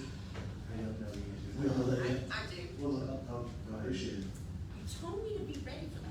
I'm All right, sorry. yes, it is. Remember, this is just an update, it's not a full force It's discussion. an update, it's a 12.5% increase, Good God. which is an additional $306,000. Now I'm gonna go sit back down. And it's just on, It's just on water. on the water side, so it's not a 12.5% increase in their bill. Yeah, it's just it's a 12.5% on the rate. It comes out to about 4.5% of the total bill. Didn't we just have a utility increase? Yes, absolutely, we actually had 4 in the last 3 years. From BWA, you mean? Yeah. Oh, yeah. I'm just kind of curious here, when we touched, this is again, I want to make sure I ask it during this particular forum, even though it was touched on earlier. I want to make sure whether I reiterated or the point was made clearly, but I certainly want to make sure I have that information. Can I get the numbers for that particular person who is, or households that are delinquent on Front Street, number one? But I'm also curious, who else?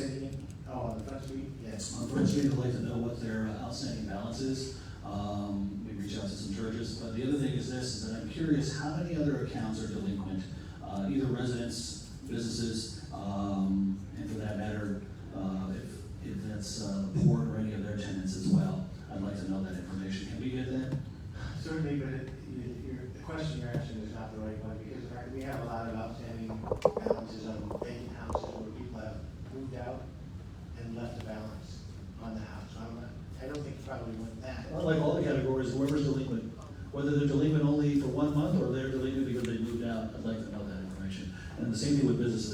sure that we don't get caught up in that one situation we had a couple of years ago, where we had a business, actually it was a church, that ran up a $10,000 water bill, and then, you know, the city, out of their graciousness, went ahead and forgave about 90% of it, which I was on board with, but I also said at the time that when we voted to do that we make sure that it doesn't happen again, and I wanna make sure that we're doing that. Yes. That we are in fact managing the accounts, making sure that nobody's going off and growing an outrageous bill that the city is gonna have to eat, and it's the same tax dollars. So the other thing would be is if they're stealing water, if they turned it on and we weren't aware of that, Yeah.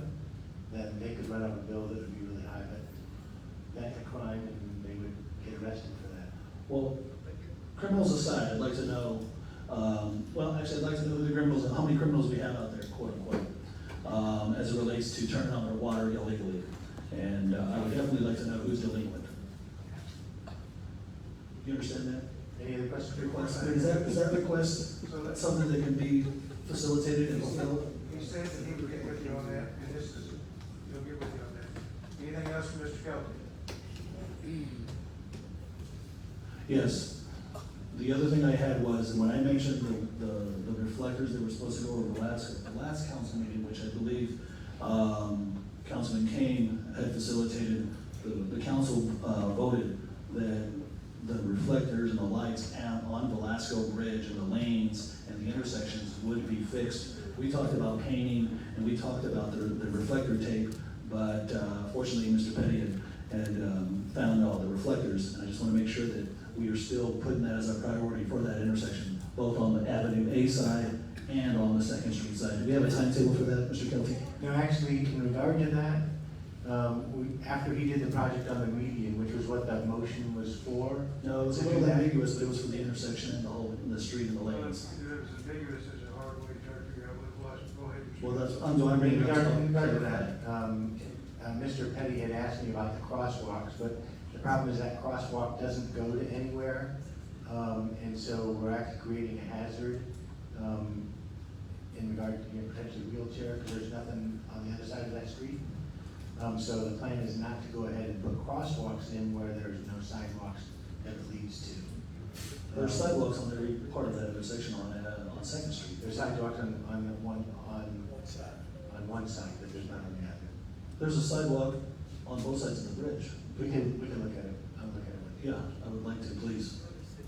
Okay, anything else? Very good. Do we have any updates on infrastructure or reports, concerns from department heads? Mr. Petty has one quick update, but we. Yeah, it'll be quick. The city tasked Freeze and Nichols to look at the drainage issue at 9th Street and Ash. And we also had them take a look at Front Street at Miss Dancy's house. We did get the field report back for 9th and Ash Street, and Mr. Jared Barber with Freeze and Nichols will be here Monday night to do a presentation on the findings of that and recommendations for it. We have not received Miss Dancy's at Front Street. We have received those field reports back in. Thanks, sir.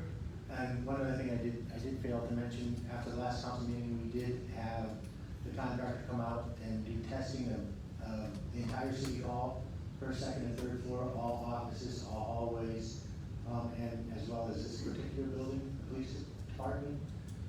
And they completed that testing. They show no signs of mold on the 3rd floor. There still is issues with mold on the 1st and 2nd, but they have not given us a complete report and recommendation for those. But I did ask them as soon as possible, let us know about the 3rd floor where we currently have. Can the copy of that report be sent to all council, please? Yes. Thank you. Very good. Anything else, Tim? No, sir.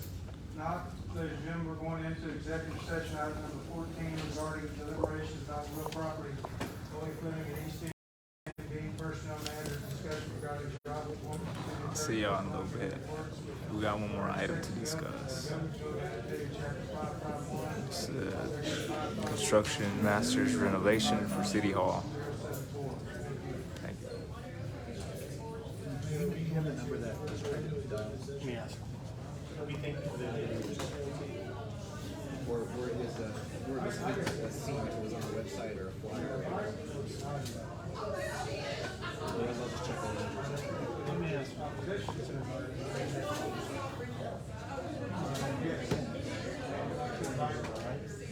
Yeah. Scout leader for Boy Scouts, yeah. He's very involved. Go down and just stand behind, make you nervous.